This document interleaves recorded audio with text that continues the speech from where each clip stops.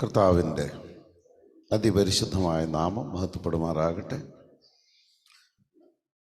ഇനി നമുക്ക് ഈ യോഗം അവസാനിക്കുന്നതുവരെയുള്ള സമയം ദൈവവചനത്തിൽ നിന്ന് കുറച്ച് കാര്യങ്ങൾ മനസ്സിലാക്കാം. ബൈബിളിനെ കുറിച്ച് നമ്മൾ പൊതുവെ പറയും ഇത് ദൈവത്തിൻ്റെ വചനമാണെന്ന് പറയും. സത്യവുമാണ്.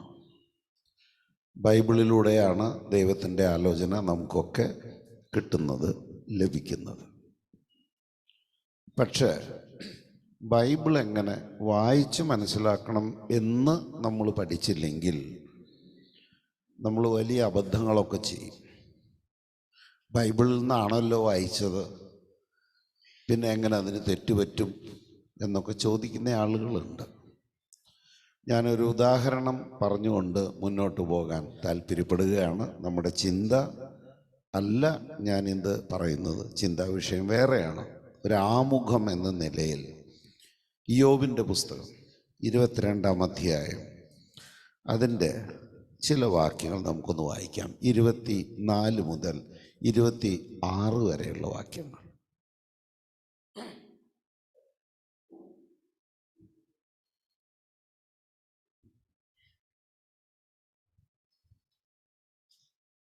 സ്വർണത്തെ പൊടിയിലും ഓഫീർ പൊന്നിന് നദീതടത്തിലെ കല്ലുകൾക്കിടയിലും എറിയുമെങ്കിൽ സർവശക്തൻ നിനക്ക് സ്വർണവും വിലപിടിച്ച വെള്ളിയും ആകുമെങ്കിൽ നീ സർവശക്തനിൽ ആനന്ദിക്കുകയും ദൈവത്തിൻ്റെ നേരെ മുഖം ഉയർത്തുകയും ചെയ്യും. നീ അവിടത്തോട് പ്രാർത്ഥിക്കുകയും അവിടുന്ന് അത് കേൾക്കുകയും ചെയ്യും. Praise the Lord.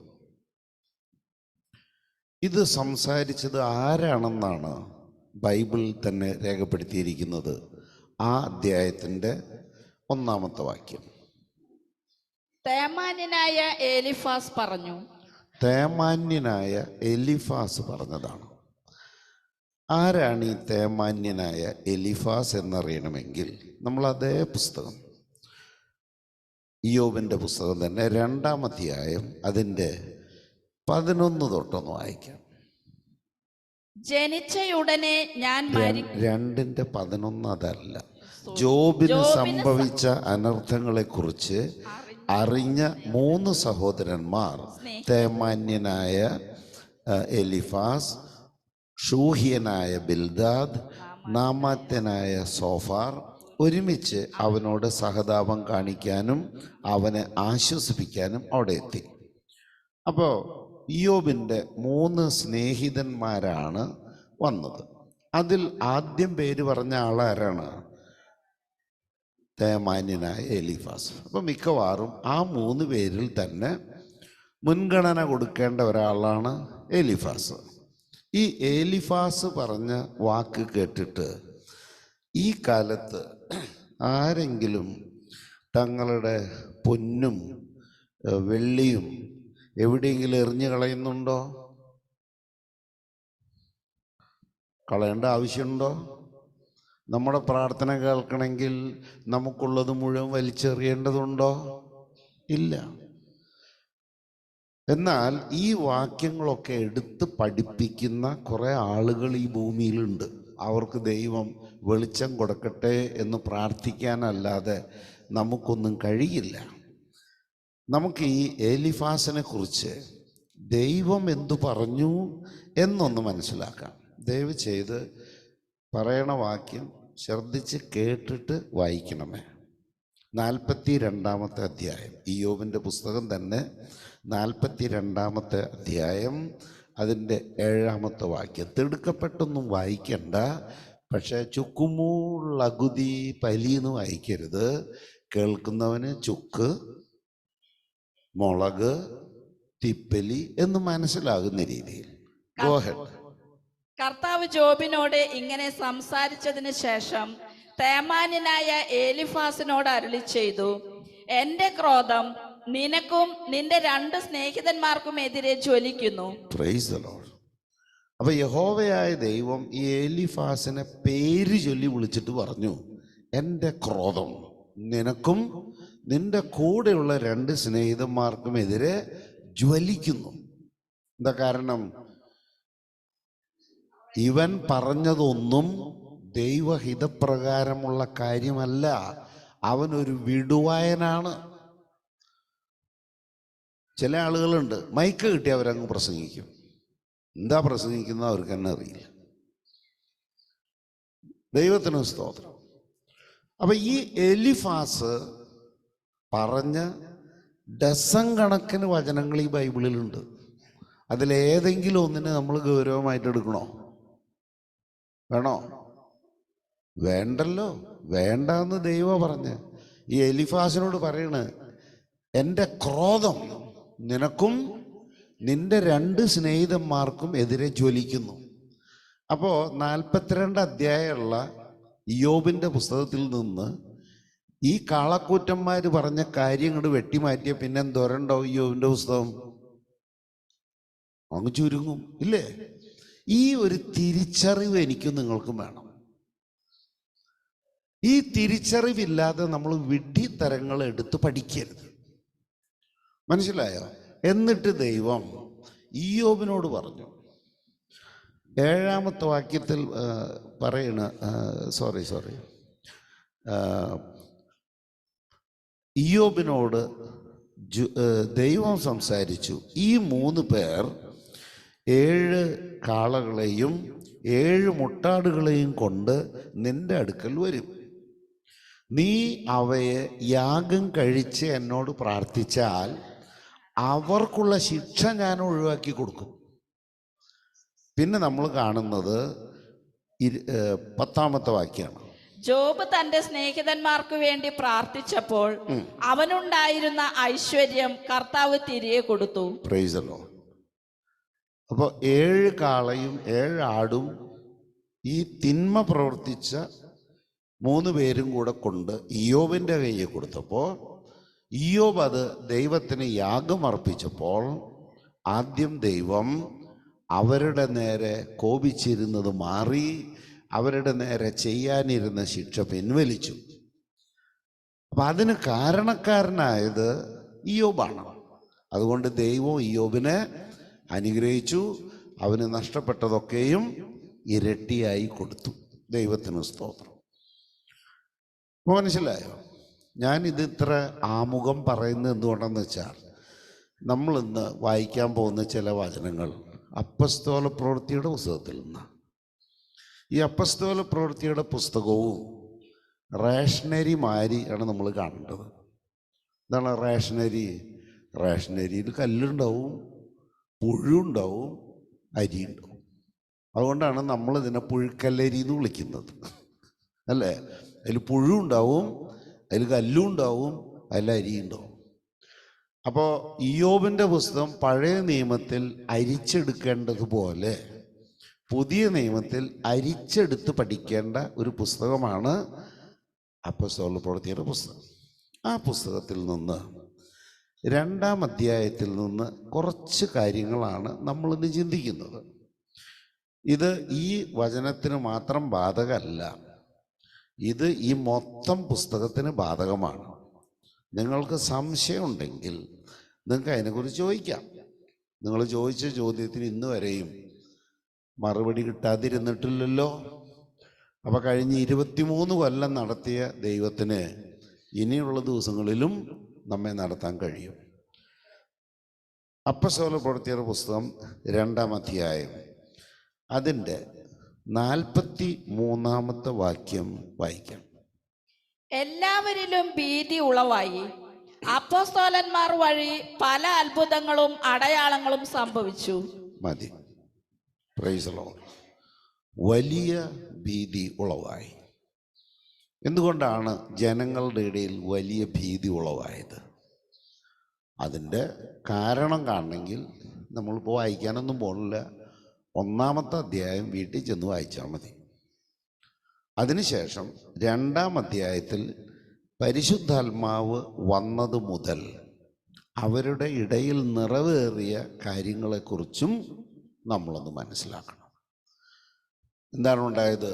യഹൂദന്മാരെ പേടിച്ച് കതകടച്ചിരുന്ന ശിഷ്യന്മാർ പരിശുദ്ധാത്മാവിനെ പ്രാപിച്ചു കഴിഞ്ഞപ്പോൾ ധൈര്യപൂർവം യഹൂദന്മാരുടെ ഇടയിലേക്ക് ഇറങ്ങിച്ചെന്നു. ദൈവം അവർക്ക് കൊടുത്ത ഭാഷണവരമനുസരിച്ച് അവർ ആ കൂട്ടത്തോട് സംസാരിച്ചപ്പോൾ ലോകത്തിൻ്റെ പല ഭാഗങ്ങളിൽ നിന്നായി പെന്തക്കോസ്ത പെരുന്നാളിന് വന്നിരുന്ന ആളുകൾ, അവർ യഹൂദ വിശ്വാസികളായിരുന്നു. പക്ഷെ അവരൊക്കെയും ലോകത്തിൻ്റെ പല ഭാഗത്തു നിന്ന് പല ഭാഷ സംസാരിക്കുന്നവരായിരുന്നു. ഈ അപ്പസ്തോലന്മാരുടെ പ്രസംഗം കേട്ടിട്ട് അവർ വണ്ടറടിച്ചു പോയി. അവർ പറയാണ്, ഇവരൊക്കെ ഗലീലക്കാരല്ലേ, ഇവരൊക്കെ മീൻപിടുത്തം, ചെറിയ ചെറിയ ജോലികൾ ചെയ്ത് ജീവിക്കുന്ന ആളുകളല്ലേ, ഇവരൊക്കെ എങ്ങനെ ഈ ഭാഷാ പരിജ്ഞാനം, ഇവരെങ്ങനെയാണ് നമ്മുടെ മാതൃഭാഷയിൽ നമ്മോട് സംസാരിക്കുന്നത്? വണ്ടറടിക്കില്ലേ? ഇപ്പം ഞാനിവിടെ നിന്നുകൊണ്ട് ഒരു ഗ്രീക്കുകാരനോട് ഗ്രീക്കിൽ തമാശ പറഞ്ഞ് പൊട്ടിച്ചിരിക്കുകയാണെങ്കിൽ നിങ്ങളൊക്കെ അന്തം വിടില്ലേ? എന്നതുപോലെ ഒരിക്കൽ കോട്ടയത്തു നിന്ന് വന്ന ചില ദൈവദാസന്മാർ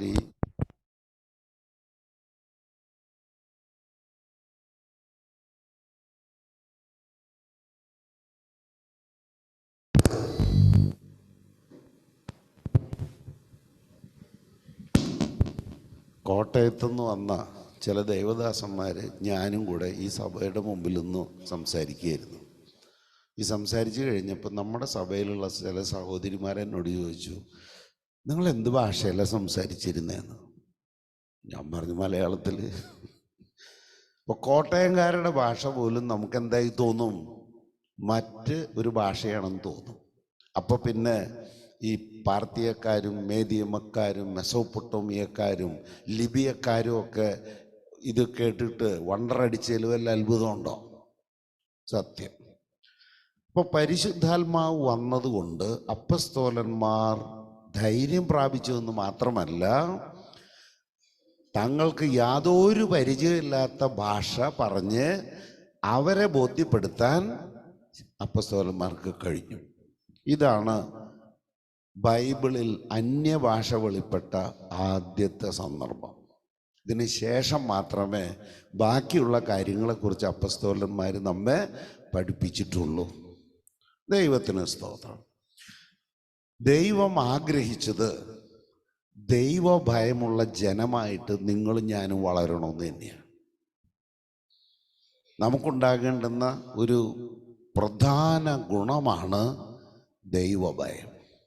ഇന്ന് ദൈവസഭയിൽ ഇല്ലാത്തൊരു സാധനത്തിൻ്റെ പേരെന്ന് പറഞ്ഞ് ദൈവഭയം. അതുകൊണ്ട് വാളെടുത്തവനൊക്കെ വെളിച്ചപ്പാടാണ് എന്ന് വെച്ച് ദൈവം ക്ഷിപ്രകോപിയായി എന്തെങ്കിലും ഈ കാലഘട്ടത്തിൽ ചെയ്യുമോ? ഒരിക്കലും ചെയ്യില്ല. അതിനൊരു തെളിവാ തരാം. ഇതേ പുസ്തകം 5-ാം അധ്യായം എടുക്കുക, അതിൻ്റെ 11-ാമത്തെ വാക്യം. സഭ മുഴുവനിലും ഇത് കേട്ട എല്ലാവരിലും വലിയ ഭയമുണ്ടായി. 5-ാം അധ്യായത്തിലും ദൈവം ഒരു പ്രവൃത്തി ചെയ്തു.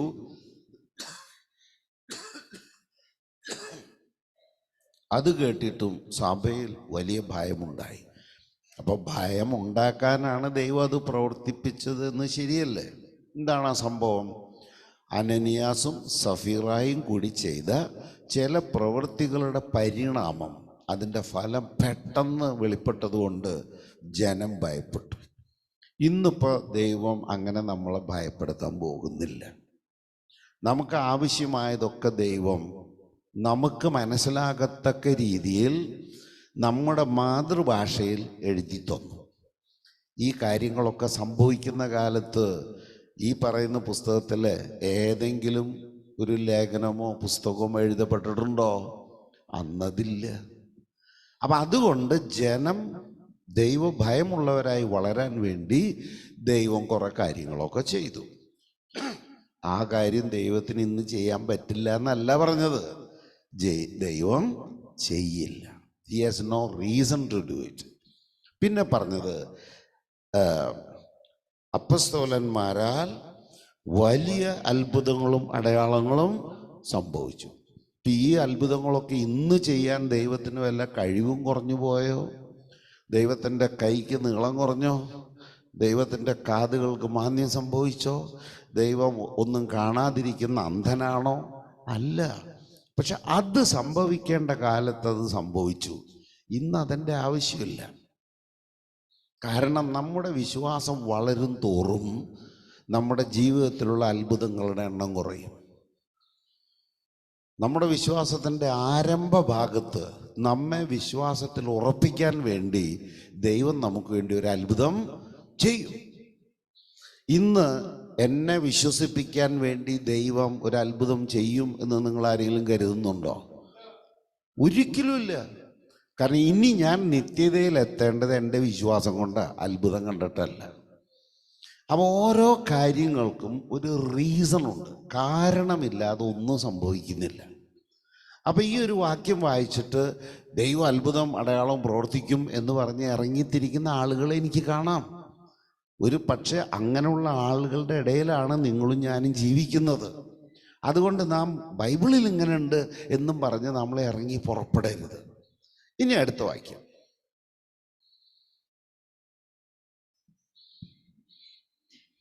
വിശ്വസിച്ചവർ എല്ലാവരും ഒറ്റ സമൂഹമാവുകയും തങ്ങൾക്കുണ്ടായിരുന്നതെല്ലാം പൊതുവായി കരുതുകയും ചെയ്തു.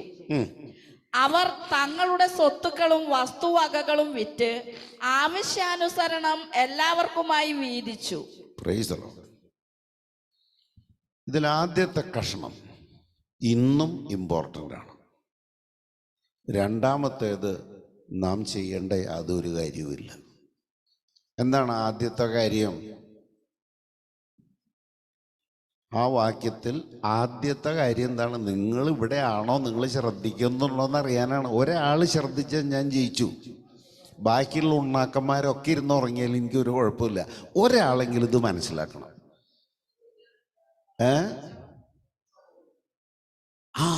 അവർ ഏക മനസ്സോടെ ഇരുന്നു ആണ് അതിൻ്റെ ക്രൂക്സ്.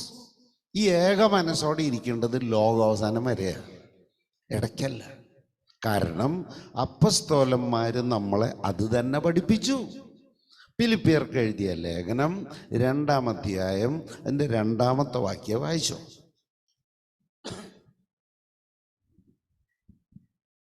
നിങ്ങൾ ഒരേ കാര്യങ്ങൾ ചിന്തിച്ചുകൊണ്ട്, ഒരേ കാര്യം ചിന്തിച്ചുകൊണ്ട്, ഒരേ സ്നേഹത്തിൽ, ഒരേ ആത്മാവിൽ, ഒരേ അഭിപ്രായത്തിൽ ജീവിക്കണം. മതി. ആ എസെൻസ് കിട്ടാൻ വേണ്ടിയിട്ടാ. ചെറുനാരങ്ങ എടുക്കുമ്പോൾ അതിൻ്റെ തൊണ്ട് നമ്മൾ തിന്നാറില്ല, അതിൻ്റെ കുരും തിന്നാറില്ല. നമ്മൾ എന്ത് ചെയ്യും? അല്ല, നീരും കൂടി പിഴിഞ്ഞെടുക്കും. അതേ ആവശ്യമുള്ളൂ. അപ്പം നാം ഒരേ മനസ്സോടെ, ഒരേ ആത്മാവിൽ, ഒരേ കാര്യം ചിന്തിച്ച് മുന്നോട്ട് പോകണം. ഇത് ആദിമസഭയിൽ മാത്രം ഉണ്ടാകേണ്ട കാര്യമല്ല.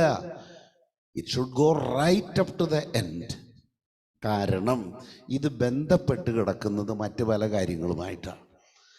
കർത്താവ് പറഞ്ഞു, ഭൂമിയിൽ നിങ്ങൾ 2 പേർ ഒരുമനപ്പെട്ട് ചോദിക്കുന്ന ചില കാര്യങ്ങളൊക്കെ ഞാൻ നിങ്ങൾക്ക് നടത്തി തരും. അങ്ങനെ വായിച്ചിട്ടില്ലേ?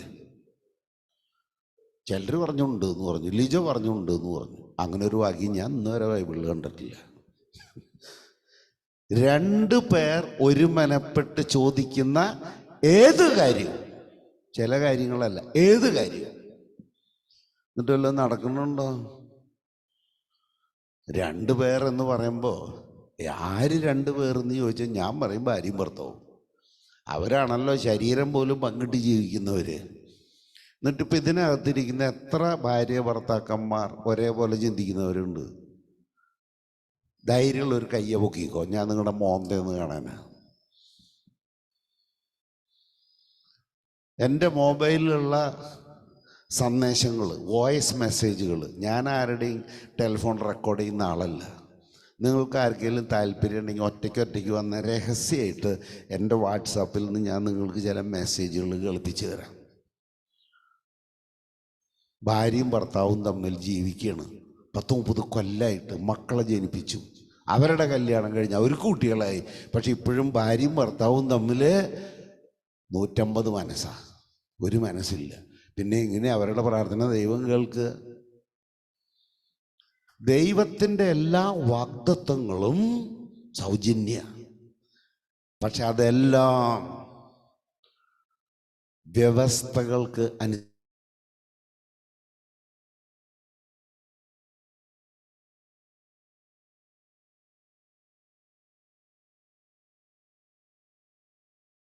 ഒരേ മനസ്സോടെ, ഒരേ ആത്മാവിൽ, ഒരേ അഭിപ്രായത്തിൽ.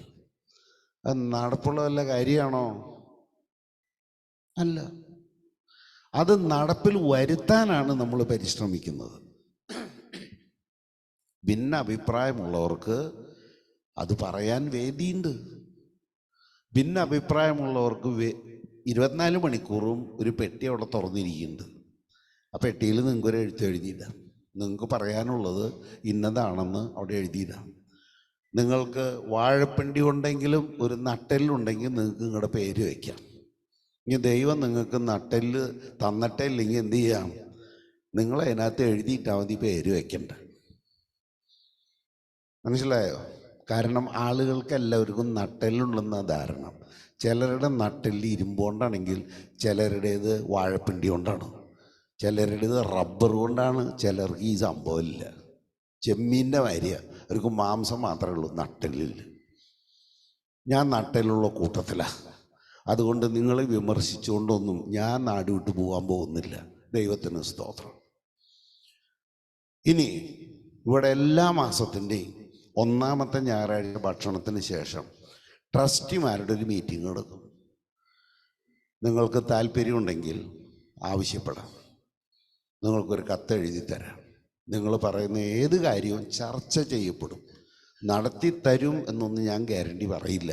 കാരണം നിങ്ങൾ ആവശ്യപ്പെടുന്ന കാര്യം നടത്താൻ പറ്റാത്തതാണെങ്കിൽ നടത്തി തരില്ല. നടത്തി തരാവുന്നതാണെങ്കിലോ നടത്തി തരുകയും ചെയ്യും.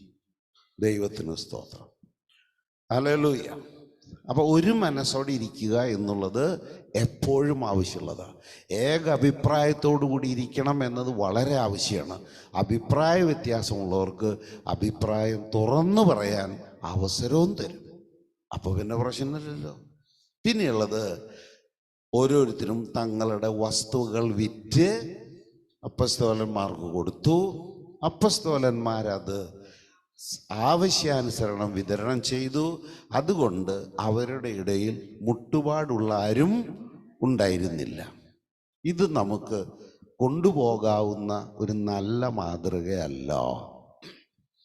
ഇതിൻ്റെ ഒരു പരിഷ്കരിച്ച പതിപ്പാണ് കമ്മ്യൂണിസം. കമ്മ്യൂണിറ്റി എന്ന് വെച്ചാൽ സമൂഹം. നാം ഓരോരുത്തരും കമ്മ്യൂണിന് വേണ്ടി ജീവിക്കുക, സമൂഹത്തിന് വേണ്ടി ജീവിക്കുക. ഇവിടെ വ്യക്തികൾക്ക് ഇമ്പോർട്ടൻസ് ഇല്ല. അവിടെ ഇമ്പോർട്ടൻസ് വ്യക്തികൾക്കല്ല, സമൂഹത്തിനാണ്. ഈ സാധനം പരീക്ഷിച്ച് നോക്കിയിട്ട് ലോകത്തിൽ എവിടെയെങ്കിലും വിജയിച്ചിട്ടുണ്ടോ? എവിടെയെങ്കിലും? ഫോർ ഇൻസ്റ്റൻസ് ഒരിടത്തും ഇത് ജയിച്ചിട്ടില്ലെന്ന് മാത്രമല്ല, ഇതൊരിക്കലും വിജയിക്കാനും പോകുന്നില്ല. കാരണം ഇത് അലസരെ സൃഷ്ടിക്കും. ഇപ്പം ഞാൻ പണിയെടുത്താലും എനിക്ക് ആഹാരം കിട്ടും, പണിയെടുത്തില്ലെങ്കിലും എനിക്ക് ആഹാരം കിട്ടും എന്ന് പറഞ്ഞാൽ പിന്നെ ഞാൻ എന്തിനാ പണിയെടുക്കണേ? വല്ല കാരണമുണ്ടോ? സമൂഹത്തിൽ മതിയായ മത്സരമുണ്ടാകണം. മത്സരമുണ്ടെങ്കിൽ ഒരു കുട്ടി പഠിച്ച് ജയിക്കുള്ളൂ. ഇപ്പോൾ 9-ാം ക്ലാസ് വരെ മത്സരമില്ല. കാരണം പഠിച്ചവനും പഠിക്കാത്തവനും അങ്ങോട്ട് കയറി പോവാണ്. എന്നിട്ട് 10-ാം ക്ലാസ്സിൽ വരുമ്പോൾ കുടുക്ക് വീഴും. എന്നിട്ട് തോറ്റു എന്ന് പറഞ്ഞാൽ അവന് അപമാനമാണ്. അതുകൊണ്ട് അവൻ തോൽക്കുന്നുമില്ല, അവൻ ജയിക്കുന്നുമില്ല. എന്താവോ അവൻ്റെ സ്ഥിതി? നമ്മുടെ നാട്ടിലെ വിദ്യാഭ്യാസ നയം പൊളിച്ച് പണ്ടാറടക്കേണ്ട കാലം കഴിഞ്ഞു. മത്സരം 1-ാം ക്ലാസ് തൊട്ട് വേണം. എന്നിട്ട് 1-ാം ക്ലാസ്സിലെ പാഠങ്ങൾ പഠിക്കാത്ത അവിടെ കിടക്കണം. ഇന്നസെൻ്റ് പഠിച്ചമാതിരി ഓരോ ക്ലാസ്സിലും നന്നാലും അല്ല പഠിക്കട്ടെ. അപ്പോൾ ഒരു 8-ാം ക്ലാസ് പാസ്സാകുമ്പോഴേക്കൊക്കെ മൂക്കിൽ വല്ലൂന്നുണ്ടാവും. അങ്ങനെ വേണം വിദ്യാഭ്യാസം.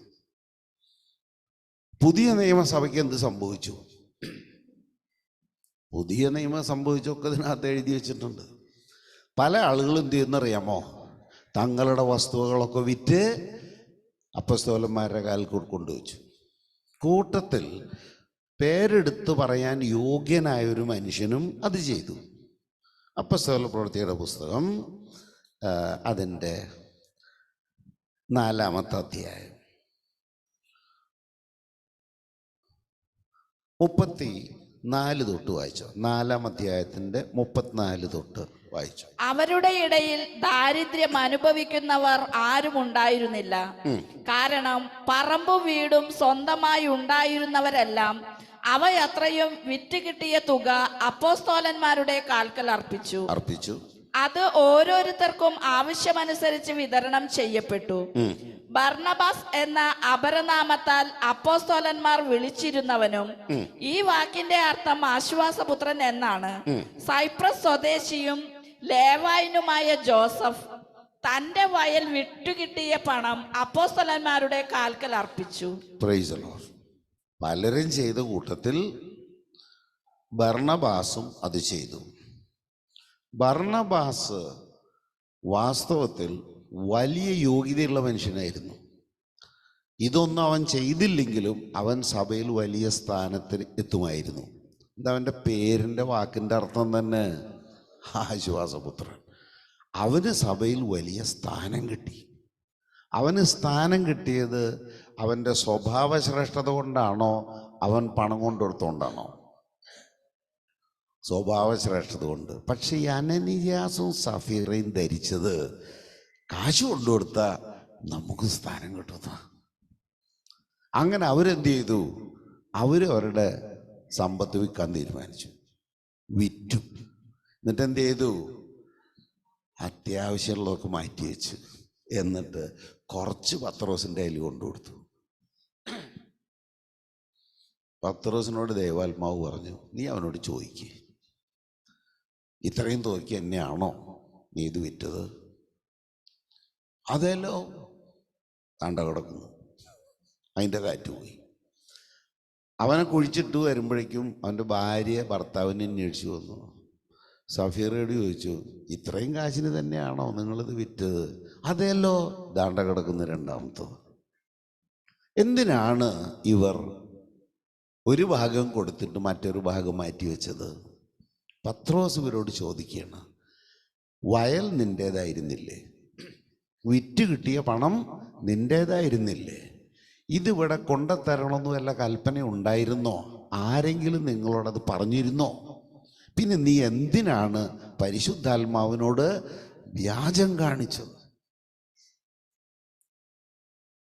സഭയ്ക്ക് എന്തെങ്കിലും കൊടുക്കണമെന്നൊന്നും ഒരിക്കലും സഭ ആവശ്യപ്പെടില്ല. കാരണം സഭയുടെ ആവശ്യത്തിനുള്ള കാശ് ആരിലൂടെയെങ്കിലും ഇവിടെ എത്തിക്കാൻ ഈ 2023 എൻ്റെ കർത്താവ് മതിയായവനായതുകൊണ്ട് ഞാൻ ദൈവത്തെ വാഴ്ത്തുന്നു. അതുകൊണ്ടാണ് ഈ കഴിഞ്ഞ 10-23 കൊല്ലം ഇതെല്ലാം പണിതുണ്ടാക്കുന്ന കാലത്ത് പോലും ഇങ്ങനെ നമുക്കൊരു കാര്യം ചെയ്യാനുണ്ട്, നിങ്ങളെ സഹായിക്കണേ, നിങ്ങളുടെ കാതിപ്പൂ വിൽക്കണേ, നിങ്ങളുടെ വള വിൽക്കണേ എന്നൊക്കെ പറഞ്ഞിട്ട് ഞാൻ ചോദിക്കാതിരുന്നത്.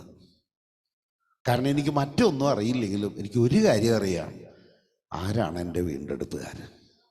ആ കാര്യത്തിൽ എനിക്ക് നല്ല നിശ്ചയം. ബാക്കി എനിക്കൊന്നും അറിയില്ല. അപ്പോൾ സമൂഹത്തിൽ 2 പക്ഷക്കാരുണ്ടായി. ആരാണ്? ഒന്ന്, എല്ലാം വിറ്റുകൊടുത്തവർ. രണ്ടാമത്തേതോ അല്പം കൊടുത്തവർ, അല്പം മാറ്റിവെച്ചവർ. പിന്നെ മൂന്നാമത്തെ ഒരു കൂട്ടരുണ്ടായിരുന്നു, മിടുക്കന്മാര്. അവർ 10 പൈസ കൊടുത്തില്ല. കാരണം ഈ കൂട്ടരൊക്കെ ധരിച്ചു വെച്ചിരുന്നത് കർത്താവ് ഇപ്പോൾ വരുന്ന. കാരണം ദൂതന്മാർ പറഞ്ഞത് അതല്ലേ, അല്ലയോ ഗലീല പുരുഷന്മാരെ, നിങ്ങൾ മേലോട്ട് നോക്കി നിൽക്കുന്നത് എന്ത്? മുകളിലേക്ക് പോകുന്നതായി നിങ്ങൾ കണ്ട കർത്താവ് പോയതുപോലെ മടങ്ങി വരും. ഈ പോയതുപോലെ മടങ്ങി വരുമെന്ന് വെച്ചാൽ അവിടെ ചെന്ന് എവിടെയോ തൊടാള് തൊട്ട് തിരിച്ചു വരുന്ന എന്ന് വെച്ചാൽ 2-3 ആഴ്ചയ്ക്കുള്ളിൽ കർത്താവ് വരും. പിന്നെ കൂടെ പറമ്പും പേരെ ഉണ്ടാക്കി വെക്കേണ്ട കാര്യമുണ്ടോ? വിറ്റൂടെ. അതാണ് സംഭവിച്ചത്. പക്ഷെ കർത്താവ് വരുന്നതിന് ഒരു 50 കൊല്ലം വൈകി.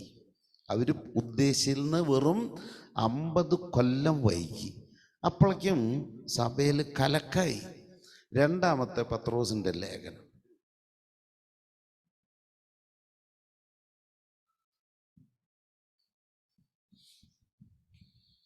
പത്രോസിന്റെ രണ്ടാമത്തെ ലേഖനം 3-ാമത്തെ അധ്യായം 3-ാമത്തെ വാക്യം. ആദ്യം തന്നെ നിങ്ങൾ ഇത് മനസ്സിലാക്കണം. അധമ വികാരങ്ങൾക്ക് അടിമപ്പെട്ട് ജീവിക്കുന്ന നിന്ദകർ നിങ്ങളെ പരിഹസിച്ചുകൊണ്ട് അവസാന നാളുകളിൽ പ്രത്യക്ഷപ്പെടും. അവർ പറയും, അവന്റെ പ്രത്യാഗമനത്തെ കുറിച്ചുള്ള വാഗ്ദാനം എവിടെ? എന്തെന്നാൽ പിതാക്കന്മാർ നിദ്ര പ്രാപിച്ച നാൾ മുതൽ സകല കാര്യങ്ങളും സൃഷ്ടിയുടെ ആരംഭത്തിൽ ഉണ്ടായിരുന്ന സ്ഥിതിയിൽ തന്നെ തുടരുന്നുവല്ലോ. കണ്ടോ? അപ്പൊ ആ കാലത്ത് തന്നെ ആളുകൾക്ക് നിരാശയായി. ആഴ്ചകൾ കഴിഞ്ഞു, മാസങ്ങൾ കഴിഞ്ഞു, വർഷങ്ങൾ കഴിഞ്ഞു, കർത്താവ് വന്നില്ല. അപ്പോൾ അവരുടെ ഇടയിൽ നിരാശ വരുന്നു. കാരണം ഒന്നും സഭയ്ക്ക് കൊടുക്കാതെ മാറ്റിവെച്ചവൻ അതിപരിശുദ്ധനായി മിടുക്കനായി. ഭാഗികമായി കൊടുത്തവര് ജീവിക്കാൻ കഷ്ടിപുഷ്ടി മാർഗമുള്ളവരായതുകൊണ്ട് അവർക്ക് വലിയ കുഴപ്പമില്ല. പക്ഷെ ഈ മൊത്തം വിറ്റുകൊടുത്ത ബോഷന്മാർക്ക് എന്ത് ചെയ്യേണ്ടി വന്നു? ഓരോ നേരത്തെ ആഹാരത്തിന് കൈ നീട്ടേണ്ടി വന്നു. അപ്പം ഏറ്റവും ആദ്യം വിശ്വാസം പൂർണ്ണമായി നഷ്ടപ്പെട്ടത് ആർക്കാ? ദൈവത്തോട് ഏറ്റവും കൂടുതൽ സ്നേഹം കാണിച്ചവർക്ക്. അത് തന്നെയായിരുന്നു സഭയുടെ ദുരന്തം. അവരുടെ അറിവിലേക്കാണ് പത്രോസ് രണ്ടാമത്തെ ലേഖനം എഴുതിയത് എന്ന് നിങ്ങൾ മറക്കരുത്. ഇത് ചെയ്യാൻ അവർക്ക് വല്ല കടപ്പാടുണ്ടായിരുന്നോ? ഉണ്ടായിരുന്നോ? പ്രിയപ്പെട്ടവരെ, ഉത്സാഹം ആവശ്യമാണ്. അമിത ഉത്സാഹം നിങ്ങളെ അപകടത്തിൽ കൊണ്ടെത്തിക്കും. തീഷ്ണത നല്ലതാ, അമിത തീഷ്ണത വേണ്ട. ഞാൻ എപ്പോഴും പറയാറുള്ളതാണ്, സ്മാർട്ട് ആകണം, ഓവർ സ്മാർട്ട് ആകരുത്. വിശുദ്ധനാകണം, അതിപരിശുദ്ധനാകരുത്. കാരണം നിങ്ങൾ മിക്കവാറും പാപത്തിൽ ജീവിക്കുന്നത് കൊണ്ട് നിങ്ങൾ മറ്റുള്ളവരെ കാണിക്കാൻ വേണ്ടി നടത്തുന്ന ഒരു പ്രചാരണം മാത്രമാണ് അതിപരിശുദ്ധി. നമുക്ക് വിശുദ്ധരായാൽ മതി, അത്രേ വേണ്ടൂ, അതിൻ്റെ അപ്പുറത്തേക്ക് പോകണ്ട. കാരണം അത്ര വിശുദ്ധി പ്രസംഗിച്ച പല ആളുകളും ഇന്ന് ഈ വിശ്വാസത്തിലില്ല. പലരും നമ്മുടെ മുമ്പിൽ ഉടുതുണിയില്ലാതെ ജീവിക്കുക. പേര് പറയാൻ നിർവാഹമില്ല, കാരണം ഇത് റെക്കോർഡ് ചെയ്തു പോകുന്നുണ്ട്. അതല്ലെങ്കിൽ അവരുടെ പേരൊക്കെ ഞാൻ നിങ്ങളുടെ മുമ്പാകെ നിരത്തി വയ്ക്കും. ഇവരൊക്കെ ഒരു കാലത്ത് വലിയ വലിയ വർത്തമാനം പറഞ്ഞിരുന്ന ആളുകളാണ്. നമ്മൾ അവരിൽ നിന്നൊക്കെയാണ് ദൈവവചനത്തിൻ്റെ ആദ്യ പാഠങ്ങളൊക്കെ കേട്ട് പഠിച്ചത്. ഇപ്പം അവരൊന്നും വിശ്വാസത്തിലില്ല. നമ്മൾ ഇന്നും കൃപയാൽ നിലനിൽക്കുന്നത് കൊണ്ട് ഞാൻ ദൈവത്തെ സ്തുതിക്കുന്നു. അതുകൊണ്ട് ഡോണ്ട് ഗെറ്റ് എക്സൈറ്റഡ്. മനസ്സിലായോ? പുകമറയൊന്നും സൃഷ്ടിക്കണ്ട. നമുക്ക് യാഥാർത്ഥ്യ ബോധത്തോടെ മുന്നോട്ട് പോകാം. ദൈവനാമത്തിന് മഹത്വം ഉണ്ടാകട്ടെ.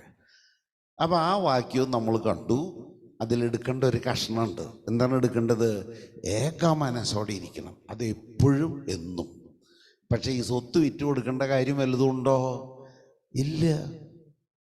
അടുത്ത വാക്യം നമ്മൾ അപ്പസ്തോലപ്രവൃത്തി 2 നിൽക്കുന്നത്.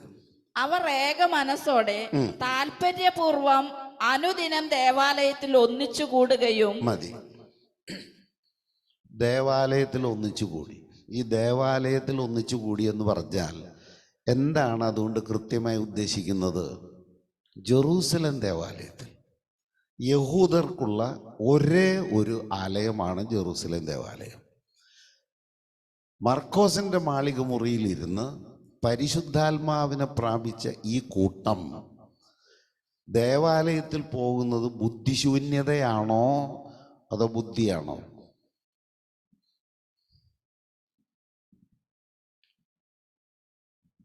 ജെറൂസലം ദേവാലയത്തിൽ എന്ത് തേങ്ങാപ്പിണ്ടാക്കുണ്ടായിട്ട് അവരങ്ങോട്ട് പോയേ?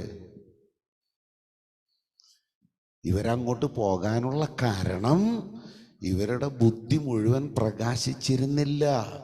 ദേ were under the hangover എന്ന് പറയും. മദ്യപന്മാര് തലേ ദിവസം അടിച്ചു വീലായി കിടന്നുറങ്ങും. നേരം വെളുക്കുമ്പോൾ അവൻ കട്ടൻ ചായ പോലും കുടിച്ചിട്ടുണ്ടാവില്ല, പക്ഷെ തല എങ്ങനെയുണ്ടാവും? ഇങ്ങനെ ആടിക്കൊണ്ടിരിക്കും. അതിന് പറയുന്ന പേരാണ് ഹാങ് ഓവർ. ഇന്ന് കുടിച്ചതല്ല, തലവസ്ഥയാണ്. അപ്പം ഈ യഹൂദന്മാർക്ക് പരിശുദ്ധാത്മാവിനെ പ്രാപിച്ച് കഴിഞ്ഞിട്ടും എന്തുണ്ടായിരുന്നു?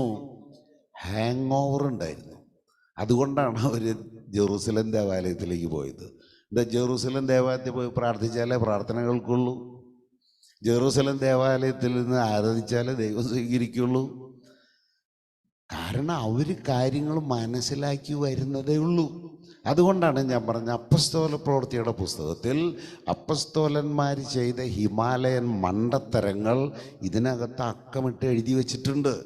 അത് നമ്മൾ പാലിക്കല്ല വേണ്ടേ, നമ്മൾ പാലിക്കാതിരിക്കുക വേണ്ടേ. ഇത് അവിടെ മാത്രമൊന്നുമല്ല. ഇനി 3-ാം അധ്യായത്തിൻ്റെ 1-ാമത്തെ വായിക്കുന്ന വായിച്ചോട്ടെ. ഒരു ദിവസം 9-ാം മണിക്കൂറിലെ പ്രാർത്ഥനയ്ക്ക് പത്രോസും യോഹന്നാനും ദേവാലയത്തിലേക്ക് പോവുകയായിരുന്നു. മതി. അതെന്താ ദേവാലയത്തിൽ ഈ 9 മണിക്കുള്ള പ്രാർത്ഥന? 1-ാമത്തെ കുർബാനയാണോ? യാമപ്രാർത്ഥന. ഒരു പുതിയ നിയമം വിശ്വാസിക്ക് വല്ല യാമപ്രാർത്ഥനയുണ്ടോ? അവന് 24 മണിക്കൂറും പ്രാർത്ഥിക്കാം. 24 മണിക്കൂറും പ്രാർത്ഥിക്കാം. ഒരു വീട്ടമ്മയ്ക്ക് മുറ്റടിക്കുമ്പോൾ പ്രാർത്ഥിച്ചുകൂടെ?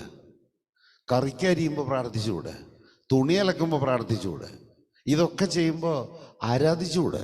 വല്ല തടസ്സമുണ്ടോ? മുഴങ്കാലിലിരുന്നെങ്കിലേ പ്രാർത്ഥന വരുമെന്നുണ്ടോ? പ്രിയപ്പെട്ടവരെ, നമ്മെ ദൈവം സ്വാതന്ത്ര്യം തന്ന് നിർത്തിയിരിക്കുക. ഈ വക നൂലാമാലകളിൽ നിന്നൊക്കെ, ഈ അടിമ നുഖത്തിൽ നിന്നൊക്കെ നമ്മെ വിടുവിച്ച് സ്വതന്ത്രരാക്കി നിർത്തിയിരിക്കുന്നതിൻ്റെ ഉദ്ദേശം നമുക്ക് ചുറ്റും കെട്ടുപാടുകളില്ല. നമുക്ക് മുകളിൽ നമ്മുടെ വീണ്ടെടുപ്പുകാരൻ ഒരു കൊടി പിടിച്ചിട്ടുണ്ട്. ആ കൊടിമേൽ എഴുതിയിരിക്കുന്നത് സ്നേഹം എന്നൊരു വാക്കാണ്. ആ ഒരു കൽപ്പനയെ എനിക്ക് നിങ്ങൾക്കും തന്നിട്ടുള്ളൂ. ഞാൻ നിങ്ങളെ സ്നേഹിച്ചതുപോലെ നിങ്ങൾ അന്യോന്യം സ്നേഹിക്കണമെന്ന ഒരു പുതിയ കൽപ്പന ഞാൻ നിങ്ങൾക്ക് തരുന്നു. There is only one law. അത്ര സ്വാതന്ത്ര്യത്തിലാണ് ദൈവം നമ്മെ നിർത്തിയിരിക്കുന്നത്. പിന്നെന്തിനാ നമ്മൾ ഈ അടിമ നോത്തി പോയി പിന്നെയും തല വെച്ച് കൊടുക്കണേ? യാമപ്രാർത്ഥന എന്ന് പറഞ്ഞൊരു പ്രാർത്ഥനയില്ല. നമ്മളിവിടെ 10 മണിക്ക് കൂടുന്നുണ്ടല്ലോ എന്ന് ചോദിച്ചേക്കാം. അത് നമ്മുടെ ആളുകൾ പല സ്ഥലങ്ങളിൽ നിന്ന് വന്നു ചേരേണ്ടവരായതുകൊണ്ടും അത്യാവശ്യം മാനുഷികമായി ചെയ്യേണ്ട കാര്യങ്ങളൊക്കെ ചെയ്തിട്ട് വേണമല്ലോ വരാൻ.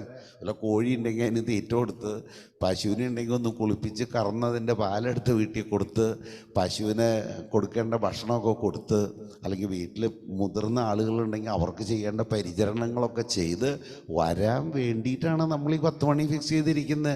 അല്ലാണ്ട് 10 മണിക്ക് പ്രാർത്ഥിച്ചാലേ ദൈവം കേൾക്കുള്ളൂ, 10 മണിക്ക് പ്രാർത്ഥിച്ചാലേ ദൈവം ആരാധന സ്വീകരിക്കുക, അതുകൊണ്ടാണോ? നോ. അത് നമ്മുടെ സൗകര്യത്തിന് വേണ്ടി നമ്മൾ ചെയ്തു വെച്ചിരിക്കുന്നതാ.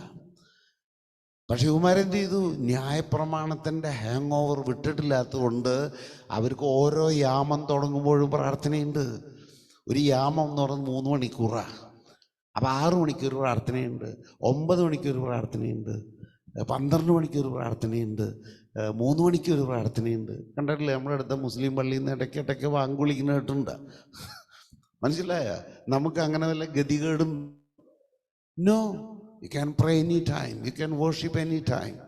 24 hours ഉണർന്നിരുന്ന് പ്രാർത്ഥിക്കാം, ഉറക്കത്തിൽ നിന്ന് ഉണർന്നിരുന്ന് പ്രാർത്ഥിക്കാം, കുഴപ്പമൊന്നുമില്ല. പക്ഷെ നിങ്ങൾ ചെയ്യരുതാത്തത് ചെയ്യരുത്. ഈ കഴിഞ്ഞ ദിവസം ഈ സൂമിൽ ഒരു ബുധനാഴ്ച പ്രാർത്ഥന നടക്കുന്നുണ്ട്. എല്ലാ ബുധനാഴ്ച 7 മണി തൊട്ട് 8 മണി വരെ പ്രാർത്ഥന നടക്കുന്നുണ്ട്. ആ സമയത്ത് അതിൽ വചനം പ്രഘോഷിക്കാൻ ഒരു സഹോദരനെ ചുമതലപ്പെടുത്തിയിരുന്നു. പേര് ഞാൻ പറയുന്നില്ല, കാരണം ഇതെങ്ങനെയോ കേട്ടറിഞ്ഞ് അങ്ങേരെ അടുത്തേക്ക് എത്തും, അല്ലെങ്കിൽ ഇത് എത്തിക്കാൻ പ്രാപ്തരായ ഊച്ചാളിമാർ നമ്മുടെ സഭയിലുണ്ടെന്ന് എനിക്കറിയാം. അതുകൊണ്ട് ഞാൻ അവരുടെ പേര് പറയുന്നില്ല. അദ്ദേഹം വന്നില്ല. അവസാനം വേറൊരാൾ പ്രസംഗിച്ചു. എന്നിട്ട് കുറച്ച് കഴിഞ്ഞപ്പോൾ അയാൾ മെസ്സേജ് ഇട്ടു, ഞാൻ രാത്രി 3 മണി മുതൽ 5 മണി വരെ ഉണർന്നിരുന്ന് പ്രാർത്ഥിച്ചിട്ട് ഉറങ്ങിപ്പോയി, അതുകൊണ്ട് ഈ മീറ്റിങ്ങിൻ്റെ സമയത്തേക്ക് ഉണരാൻ പറ്റിയില്ല. ഇങ്ങനെ രാത്രി 2 മണിക്കൂർ ഉണർന്നിരുന്ന് പ്രാർത്ഥിക്കണമെന്ന് ആരെങ്കിലും നിങ്ങളോട് പറഞ്ഞിട്ടുണ്ടോ? ഉണ്ടോ? അങ്ങനെ ആരെങ്കിലും ചെയ്യുന്നുണ്ടെങ്കിൽ ദയവ് ചെയ്ത് അത് നിർത്തുക.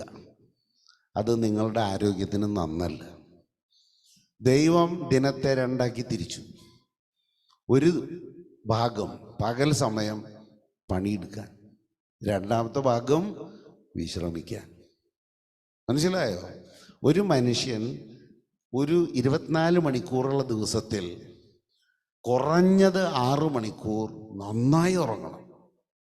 എന്തിനാ ഉറങ്ങണേ? അതിന് ചില ആവശ്യങ്ങളുണ്ട്. നമ്മുടെ ശരീരം ഓരോ ദിവസവും ലക്ഷക്കണക്കിന് സെല്ലുകൾ ചത്തുകൊണ്ടിരിക്കുക. അതുപോലെ തന്നെ പുതിയ സെല്ലുകൾ ഉണ്ടായിക്കൊണ്ടിരിക്കുക. അപ്പോൾ ഈ പുതിയ സെല്ലുകൾ ഉണ്ടാകണമെങ്കിൽ അതിനാവശ്യമായ ഊർജം ശരീരത്തിന് വേണം. ആ ഊർജം ശരീരത്തിന് കിട്ടണമെങ്കിൽ നാം ശരീരത്തെ അതിന് അനുവദിക്കണം. നിങ്ങളൊരു സന്ധ്യാസമയത്ത് അല്പം ഭക്ഷണം കഴിച്ച് നിങ്ങൾ ഉറങ്ങാൻ കിടക്കുന്നതിന് മുമ്പ് നിങ്ങളുടെ കഴിച്ച ആഹാരം ആമാശയത്തിൽ നിന്ന് ചെറുകുടലിലെത്താൻ അനുവദിക്കണം. നിങ്ങളൊരു 9 മണിക്കോ 10 മണിക്കോ ഉറങ്ങാൻ കിടക്കുന്ന ആളാണെങ്കിൽ 7 മണിക്ക് നിങ്ങൾ കഴിച്ച ആഹാരത്തിൻ്റെ ഒരു തുണ്ട് പോലും നിങ്ങളുടെ ആമാശയത്തിലോ ചെറുകുടലിലോ എത്താതിരിക്കില്ല. അതുകൊണ്ട് നിങ്ങളുടെ ആമാശയം ഫ്രീ ആയി. ആമാശയത്തിൽ ആഹാരം ഇല്ലാത്തതുകൊണ്ട് നിങ്ങളുടെ ലിവർ ഫ്രീ ആയി, നിങ്ങളുടെ പാൻക്രിയാസ് ഫ്രീ ആയി. അങ്ങനെ ഒരുപാട് ശരീരത്തിൻ്റെ അവയവങ്ങൾക്ക് ഹോളിഡേ കിട്ടി. എന്നിട്ട് നിങ്ങൾ ഉറങ്ങുന്ന സമയത്ത് നിങ്ങളുടെ ശ്വാസോച്ഛ്വാസം എണ്ണം കുറയും, നിങ്ങളുടെ ഹൃദയത്തിൻ്റെ മിടിപ്പ് കുറയും. നിങ്ങളൊരു കോണി കയറിയാൽ നിങ്ങളുടെ ശരീരത്തിലുള്ള ഹൃദയത്തിൻ്റെ മിടിപ്പ് വർദ്ധിക്കും. അങ്ങനെ 10 മിടിപ്പ് വർദ്ധിക്കുമ്പോൾ നിങ്ങളുടെ ശരീരം 1 ഡിഗ്രി ചൂട് കൂടും. മനസ്സിലായോ? അപ്പം ശരീരത്തിന് വിശ്രമം കിട്ടണമെങ്കിൽ നിങ്ങൾ കിടന്നുറങ്ങണം. ആ ഉറങ്ങുമ്പോൾ എന്നിട്ടാകുന്നു പല കാര്യങ്ങൾ സംഭവിക്കും. നിങ്ങൾക്ക് മാനസികമായ സ്വസ്ഥത വേണമെന്ന് ആഗ്രഹിക്കുന്ന ദൈവം നിങ്ങൾ ആഗ്രഹിച്ചിട്ട് നടക്കാത്ത കാര്യങ്ങൾ നടന്നു എന്നൊരു സ്വപ്നം കാണും. നിങ്ങൾ ആ സ്വപ്നം കാണുക വഴി നിങ്ങളുടെ മനസ്സിൽ നടക്കാത്ത കാര്യങ്ങളെക്കുറിച്ചുള്ള ആ വിഷമമുണ്ടല്ലോ, അത് ഈ പ്രഷർ കുക്കറിൻ്റെ വാൽവ് തുറന്നിട്ട് പോണുണ്ടാ കണ്ടുണ്ടാ? ആ പ്രഷർ കുക്കറിന് ആ വാൽവില്ലെങ്കിൽ ആ സാധനം പൊട്ടിത്തെറിക്കും. അതുപോലെ നമ്മൾ സ്വപ്നം കാണാൻ ഇടവരുത്തുന്നത് ഒരു ദൈവപ്രവൃത്തിയാണ്. നിങ്ങൾക്ക് അതിനെക്കുറിച്ച് മനഃശാസ്ത്രം വേണമെങ്കിൽ ഞാൻ പറഞ്ഞുതരാം, കറക്റ്റായിട്ട് പറഞ്ഞുതരാം. നല്ലൊരു ഉറക്കത്തിന് ശേഷം നിങ്ങൾ ഉണർന്നെഴുന്നേൽക്കുമ്പോൾ പശുത്തൊഴുത്തിൽ നിന്ന് വരുന്ന ഒരു പശുക്കുട്ടിയെ പോലെ നിങ്ങൾ തുള്ളിച്ചാടി വരുന്നു. കാരണം your body has been repaired. അതുകൊണ്ട് നിങ്ങൾക്ക് പകല് തന്നെ ഇഷ്ടംപോലെ സമയമുണ്ട്. നിങ്ങളെപ്പോഴെങ്കിലും ഞാൻ ഇരുന്ന് പ്രാർത്ഥിക്കുന്നത് കണ്ടിട്ടുണ്ടോ? നിങ്ങൾക്ക് കാണാൻ പറ്റില്ല, കാരണം ഞാൻ ഇരുന്ന് പ്രാർത്ഥിക്കാറില്ല. എൻ്റെ ജീവിതം തന്നെ പ്രാർത്ഥനയാണ്. മനസ്സിലായോ? I pray any time. ഓരോ കാര്യങ്ങൾ കാണുകയും ഓരോ കാര്യങ്ങൾ കേൾക്കുകയും ചെയ്യുമ്പോൾ ഞാൻ പ്രാർത്ഥിക്കുകയും ദൈവത്തിന് നന്ദി പറയുകയും ചെയ്യും. നിങ്ങൾ നിങ്ങളുടെ ജീവിതത്തെ പ്രാർത്ഥനാ ജീവിതം വേണ്ടേ, അല്ലാതെ ആ 7 മണി വാടാ വാടാ വാടാ അതെന്തോന്ന് പ്രാർത്ഥനയാ?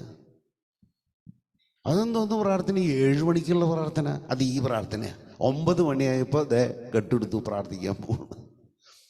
പ്രാർത്ഥിക്കേണ്ടത് ആത്മാവിലാണ്. യൂദായുടെ ലേഖനം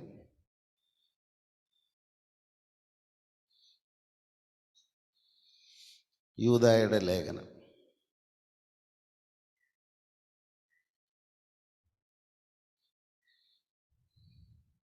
20-ാമത്തെ വാക്യം. എന്നാൽ പ്രിയപ്പെട്ടവരെ, നിങ്ങൾ പരിശുദ്ധാത്മാവിൽ പ്രാർത്ഥിച്ചുകൊണ്ട് മതി. പ്രാർത്ഥിക്കേണ്ടത് എങ്ങനെ പ്രാർത്ഥിക്കണം? എന്താണ് ഈ പരിശുദ്ധാത്മാവിൽ പ്രാർത്ഥിക്കുക എന്ന് വെച്ചാൽ? പരിശുദ്ധാത്മാവ് നിങ്ങളെ ഓർമ്മപ്പെടുത്തുന്ന കാര്യങ്ങൾക്ക് വേണ്ടി പ്രാർത്ഥിക്കണം. നിന്റെ മനസ്സിലുള്ള ചപ്പിനും ചവറും വേണ്ടിയിട്ടല്ല നീ പ്രാർത്ഥിക്കേണ്ടത്. ദൈവത്തിൻ്റെ ആത്മാവിനോട് നീ ട്യൂൺ ചെയ്യപ്പെട്ട ഒരു വ്യക്തിയാണെങ്കിൽ ദൈവാത്മാവ് നിന്നോട് പറയും ഇന്ന വിഷയത്തിന് വേണ്ടി പ്രാർത്ഥിക്കുക. നീ പ്രാർത്ഥിച്ചോ. പിതാവിനോട് പ്രാർത്ഥിക്കുക, പുത്രൻ്റെ നാമത്തിൽ പ്രാർത്ഥിക്കുക, പരിശുദ്ധാത്മാവിൻ്റെ സഹായത്തോടെ പ്രാർത്ഥിക്കുക. അതിന് പറയുന്ന പേരാണ് ആത്മാവിൽ പ്രാർത്ഥിച്ചും കൊണ്ട്. എൻ്റെ ബുദ്ധിയിൽ തോന്നുന്ന കാര്യങ്ങളല്ല ഞാൻ ചെയ്യേണ്ടത്. ഇന്ന് അതിൻ്റെ കണ്ടക്സ്റ്റ് വേറെ ആണെങ്കിലും ജെഫ് എന്നൊരു കാര്യം പറഞ്ഞു. നീ ദൈവസന്നിധിയിൽ ചെല്ലുമ്പോൾ ഊരി മാറ്റേണ്ട ഒരു സാധനമുണ്ട്. എന്താണത്? ചെരുപ്പ്. ഇപ്പം നിങ്ങൾ പറയും ഞങ്ങളൊക്കെ ചെരുപ്പ് പുറത്തിട്ടാണല്ലോ വന്നിരിക്കുന്നത്. ഞാൻ പറയുന്നത് നിങ്ങളുടെ മനസ്സിൻ്റെ ചെരുപ്പ്. നിങ്ങളുടെ മനസ്സിനൊരു ചെരുപ്പുണ്ട്, അത് അഴുക്ക് നിറഞ്ഞതാ. അതങ്ങോട്ട് മാറ്റി വയ്ക്കുക. എന്നിട്ട് ദൈവത്തെ സ്തുതിക്കുക, ദൈവത്തെ മഹത്വപ്പെടുത്ത്, ദൈവം ചെയ്ത ഉപകാരങ്ങൾക്ക് നന്ദി പറയുക. എന്നിട്ട് കുറച്ച് നേരം മിണ്ടാണ്ട് നിൽക്കുക. അപ്പോൾ ദൈവം നിനക്ക് ചില കാര്യങ്ങൾ കാണിച്ചു തരും, അല്ലെങ്കിൽ ചില കാര്യങ്ങൾ ഓർമ്മപ്പെടുത്തും, അല്ലെങ്കിൽ ചിലർക്ക് വേണ്ടി പ്രാർത്ഥിക്കാൻ പറയും. അതാണ് പ്രാർത്ഥിക്കേണ്ടത്. അങ്ങനെ പ്രാർത്ഥിക്കുമ്പോൾ നിൻ്റെ കാലിൽ ചെരുപ്പുണ്ടായാലും കുഴപ്പമില്ല. ശരീരത്തിലുള്ള കാലിൻ്റെ ചെരുപ്പല്ല പ്രശ്നം, മനസ്സിൻ്റെ ചെരുപ്പാണ്. മനസ്സിലായ? നമ്മൾ ഇനി ഇത് പഠിച്ചില്ലെങ്കിൽ ഇനി എന്താ പഠിക്കുക? നിങ്ങൾക്ക് ചിലപ്പോൾ പഠിക്കാൻ ഒരുപാട് കാലം ഉണ്ടാവും. എനിക്ക് പഠിപ്പിക്കാൻ അധികം കാലമില്ല. എനിക്ക് വയസ്സ് 76ആയി, ചാവാൻ പോവുക. അപ്പം ഇത് നിങ്ങൾക്ക് പറഞ്ഞു തരാണ്ടാണ് പോയെന്ന് പറഞ്ഞിട്ട് നിങ്ങൾ എന്നെ കുറ്റം ചാരയിടവരരുത്. ദൈവത്തിന് സ്തോത്രം. ആത്മാവിൽ പ്രാർത്ഥിച്ചും കൊണ്ട് നമ്മുടെ ഇഷ്ടങ്ങൾ പ്രാർത്ഥിക്കുകയല്ല, നമ്മൾ ദൈവത്തിൻ്റെ ഇഷ്ടം ചെയ്യേണ്ടവരാ. നമ്മൾ നമ്മുടെ ഇഷ്ടം ചെയ്യാൻ വിധിക്കപ്പെട്ടവരോ വിളിക്കപ്പെട്ടവരോ തിരഞ്ഞെടുക്കപ്പെട്ടവരോ അല്ല. അപ്പോൾ അപ്പോസ്തലന്മാർ ചെയ്ത പ്രവൃത്തി ഒന്നും കൂടെ വായിച്ചേ. ദിവസം 9-ാം മണിക്കൂറിലെ പ്രാർത്ഥനയ്ക്ക് പത്രോസും യോഹന്നാനും ദേവാലയത്തിലേക്ക് പോവുകയായിരുന്നു. അത് 3-ാം അധ്യായമല്ലേ ഞാൻ പറഞ്ഞ? നമ്മളിപ്പോ ചിന്തിച്ചുകൊണ്ടിരിക്കുന്ന 2-ാം അധ്യായം. അനുദിനം ദേവാലയത്തിൽ ഒന്നിച്ചു കൂടുകയും ഭവനം തോറും അപ്പം മുറിക്കുകയും ഹൃദയ ലാളിത്യത്തോടും ആഹ്ലാദത്തോടും കൂടെ ഭക്ഷണത്തിൽ പങ്കുചേരുകയും ചെയ്തിരുന്നു. Praise the Lord. ഈ കൂട്ടം കർത്താവ് പറഞ്ഞത് അനുസരിക്കുന്ന കൂട്ടായിരുന്നില്ല. ഈ കൂട്ടം കർത്താവ് പറഞ്ഞത് അനുസരിക്കുന്നവരായിരുന്നില്ല. 1-ാം അധ്യായത്തിൽ തന്നെ കർത്താവ് അവരോട് പറഞ്ഞു, ഉന്നതത്തിൽ നിന്നുള്ള ശക്തി നിങ്ങൾക്ക് ലഭിക്കുന്നത് വരെ നിങ്ങൾ ജെറുസലേം വിട്ടു പോകരുത്. പക്ഷെ അതിനുശേഷം നിങ്ങൾ എന്ത് ചെയ്യണമെന്നറിയാമോ? ജെറൂസലേമിലും തൊട്ടു പുറകെ യൂദയായാലും അതിൻ്റെ അപ്പുറത്ത് സമരിയായാലും അതിൻ്റെ അപ്പുറത്ത് ലോകത്തിൻ്റെ അറ്റത്തോളം നിങ്ങൾ പോയി എൻ്റെ സാക്ഷികളാകണമെന്ന് പറഞ്ഞു. ഒരു കാര്യക്ക് മനസ്സുണ്ടായി. ഇതിൽ ആരെ പോയി, ആരനുസരിച്ച്? ഒരെണ്ണം അനുസരിച്ചില്ല. അവസാനം ഇവരെ അനുസരിപ്പിക്കാൻ വേണ്ടി ദൈവത്തിന് ആ സ്തേഫാനോസിനെ കൊലയ്ക്ക് കൊടുക്കേണ്ടി വന്നു. അപ്പോസ്തലപ്രവൃത്തിയുടെ പുസ്തകം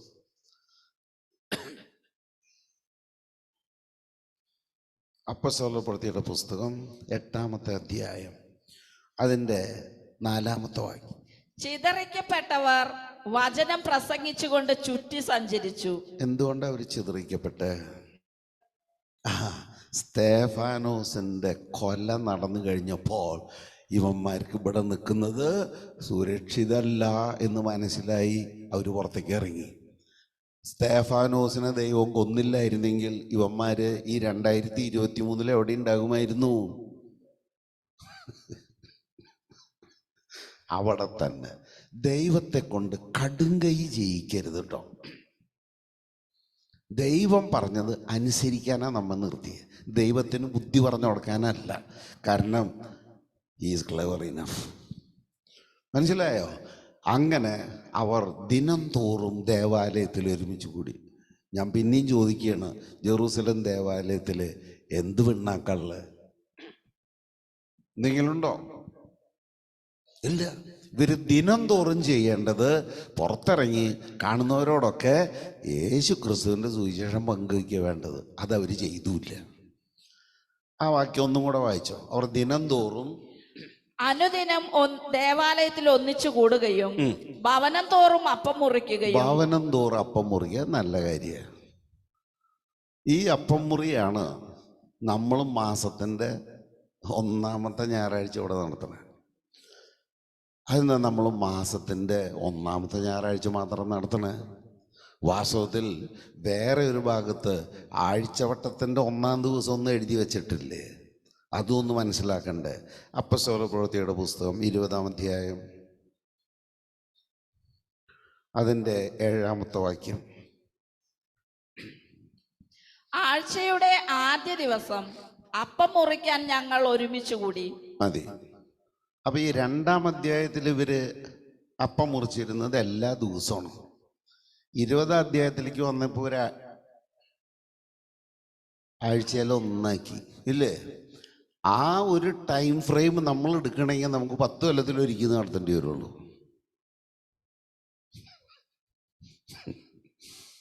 നിങ്ങൾക്ക് വല്ലതും തലയിലേക്ക് കയറുന്നുണ്ടാ? ഇതൊരു നിശ്ചിത ടൈമിൽ ചെയ്യേണ്ട ഒരു കാര്യമല്ല. ഇത് വിശ്വാസികൾ ഓർമ്മ വെക്കേണ്ട ഒരു കാര്യമാണ്. ഇപ്പോൾ നമ്മുടെ കൂട്ടത്തിൽ, നമ്മുടെ സ്വതന്ത്ര സഭയിൽ തന്നെ ചില ആളുകൾ എന്നോട് ചോദിച്ചിട്ടുണ്ട്, നിങ്ങളുടെ സഭയിൽ ഏതൊക്കെ ദിവസങ്ങളിലാണ് തിരുവത്താഴമുള്ളത്, അല്ലെങ്കിൽ അപ്പം മുറിക്കലുള്ളത്, അല്ലെങ്കിൽ കർത്തൃമേശയുള്ളത്? ഞാൻ പറയും, ഞങ്ങൾ മാസത്തിൽ ഒരു ഞായറാഴ്ച നടത്തും, പിന്നെ വേറെ സന്ദർഭങ്ങളിൽ ആരെങ്കിലും സ്നാനത്തിനുണ്ടെങ്കിൽ അന്നും നടത്തും. അതെന്ത് സഭയാ? ഞങ്ങളൊക്കെ ആഴ്ചയിൽ അപ്പം മുറിക്കും. ഞാൻ പറഞ്ഞു, മുറിച്ചോ, ഇപ്പം ഞാൻ തടസ്സമൊന്നും പറഞ്ഞില്ലല്ലോ. ഇത് അപ്പം മുറിക്കലിനെ കുറിച്ചുള്ള ഒരു ഉപദേശമാണോ? ആണോ? വായിച്ചു നോക്കി. അനുദിനം ദേവാലയത്തിൽ ഒന്നിച്ചു കൂടുകയും 20-ന്റെ 7 ആഴ്ചയുടെ ആദ്യ ദിവസം അപ്പം മുറിക്കാൻ ഞങ്ങൾ ഒരുമിച്ച് കൂടി. അടുത്ത ദിവസം യാത്ര പുറപ്പെടേണ്ടിയിരുന്നത് കൊണ്ട് പൗലോസ് അവരോട് പ്രസംഗിച്ചു. അർദ്ധരാത്രി വരെ പ്രസംഗം ദീർഘിച്ചു. അപ്പൊ അവരെപ്പോഴായിരിക്കും സഭായോഗം തുടങ്ങിയിട്ടുണ്ടാവുക? രാവിലെയോ? പള്ളി പറഞ്ഞാൽ മതി.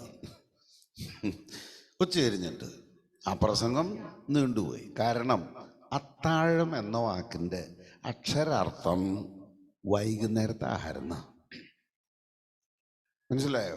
ഡിന്നർ എന്ന് പറയുന്നത് എന്തിനാണ്? വൈകുന്നേരത്തെ ഭക്ഷണമാണ് ഡിന്നർ. അപ്പൊ ആദിമസഭയിൽ ഈ 20-ാം അധ്യായത്തിൽ അവരെന്തായാലും അപ്പമുറി നടത്തിയിരുന്ന എപ്പോഴാണ്? വൈകിട്ടാണ്. ഇപ്പൊ ഭൂമിയിൽ അങ്ങനെ വൈകുന്നേരം അപ്പം മുറിക്കുന്ന ഏതെങ്കിലും സഭ നിങ്ങൾക്കറിയാമോ? ഉണ്ടല്ലോ. കൊട്ടാരക്കരയിലുള്ള ഈവനിങ് ലൈറ്റ് എന്ന് പറയുന്ന ഒരു സഭയുണ്ട്. അവരിപ്പോഴും അത്താഴം നടത്തുന്നത്, കർത്തൃമേശ നടത്തുന്നത് രാത്രിയാണ്, പകൽ നടത്തില്ല. ഇനി തിരുവത്താഴം നടത്തുന്നതിന് മുന്നോടിയായിട്ട് 3 ദിവസം ഉപവസിച്ചെങ്കിലേ തിരുവത്താഴത്തിൽ നിന്ന് കൊടുക്കൂ എന്നുള്ള വല്ല സഭകൾ ഇന്ന് ഈ ഭൂമിയിലുണ്ടോ? TPM, ദ പെന്തക്കോസ് മിഷൻ, അല്ലെങ്കിൽ പഴയ സിലോൺ പെന്തക്കോസ് മിഷൻ. അങ്ങനെയാണ്. ഞാനിതിനൊക്കെ പഠിച്ചറിഞ്ഞിട്ടാ പറയുന്നത്. പക്ഷെ ഇവർക്കൊക്കെ തെറ്റുപറ്റി. അവർക്കങ്ങനെ ചെയ്യാം.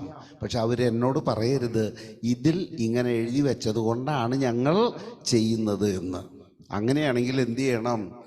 അവരുടെ പ്രസംഗം ഒരുപാട് നീളണം, എന്നിട്ടൊരു എവിത്തിക്കോസ് കെട്ടിമറിഞ്ഞ് വീഴണം, എന്നിട്ട് ആരെങ്കിലും ഒരാളവനെ ജീവനോടെ എഴുന്നേൽപ്പിച്ച് കൊടുക്കണം.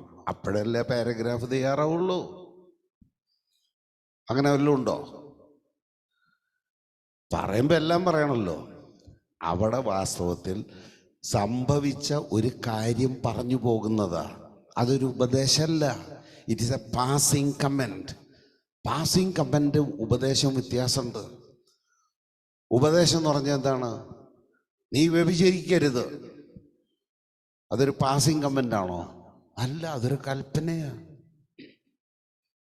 കൽപ്പനകളൊക്കെ അങ്ങനെയാ കൊടുത്തിരിക്കുന്നത് ബൈബിളിൽ. പൗലോസ് അപ്പോസ്തലനാണ് ദൈവസഭയ്ക്ക് തിരുവത്താഴത്തിൻ്റെ നിയമം തന്നിരിക്കുന്നത്. അത് നമ്മൾ സ്ഥിരം വായിക്കാറുള്ളതാ. 1 കൊറിന്ത്യർ 11-ാം അധ്യായം അല്ലേ? അവിടെ എന്താ പറയുന്നത്? ഇത് നിങ്ങൾ ചെയ്യുമ്പോൾ എൻ്റെ ഓർമ്മയ്ക്കായി ചെയ്യുവിൻ. ഇത് നിങ്ങൾ ചെയ്യുമ്പോൾ. ചിലർ പറയുന്നത് നിങ്ങൾ ഒരുമിച്ച് കൂടുമ്പോഴൊക്കെ, അങ്ങനെയാണെങ്കിൽ നമ്മൾ വ്യാഴാഴ്ച ഒരുമിച്ച് കൂടുന്നുണ്ടല്ലോ, നമ്മളപ്പം മുറിക്കണ്ടേ? വേണ്ടേ? നമ്മൾ ഒരു വചനം കയ്യിൽ കിട്ടിയാൽ അതിനെ സൂക്ഷ്മമായി പരിശോധിക്കണം. നമ്മൾ ഉപദേശമൊന്നും ഉണ്ടാക്കണ്ട. ദൈവസഭയ്ക്ക് ആവശ്യമായ ഉപദേശമൊക്കെ കർത്താവ് താനും തൻ്റെ അപ്പസ്തോലന്മാരും നമുക്ക് ചേർത്ത് തന്നിട്ടുണ്ട്. അതനുസരിക്കുണ്ടോ? നമുക്ക് വല്ലാണ്ട് തല കാഞ്ഞ് പുണ്ണാക്കേണ്ട ഉത്തരവാദിത്വമൊന്നും തന്നിട്ടില്ല. പറഞ്ഞ കാര്യങ്ങൾ അനുസരിക്കുക.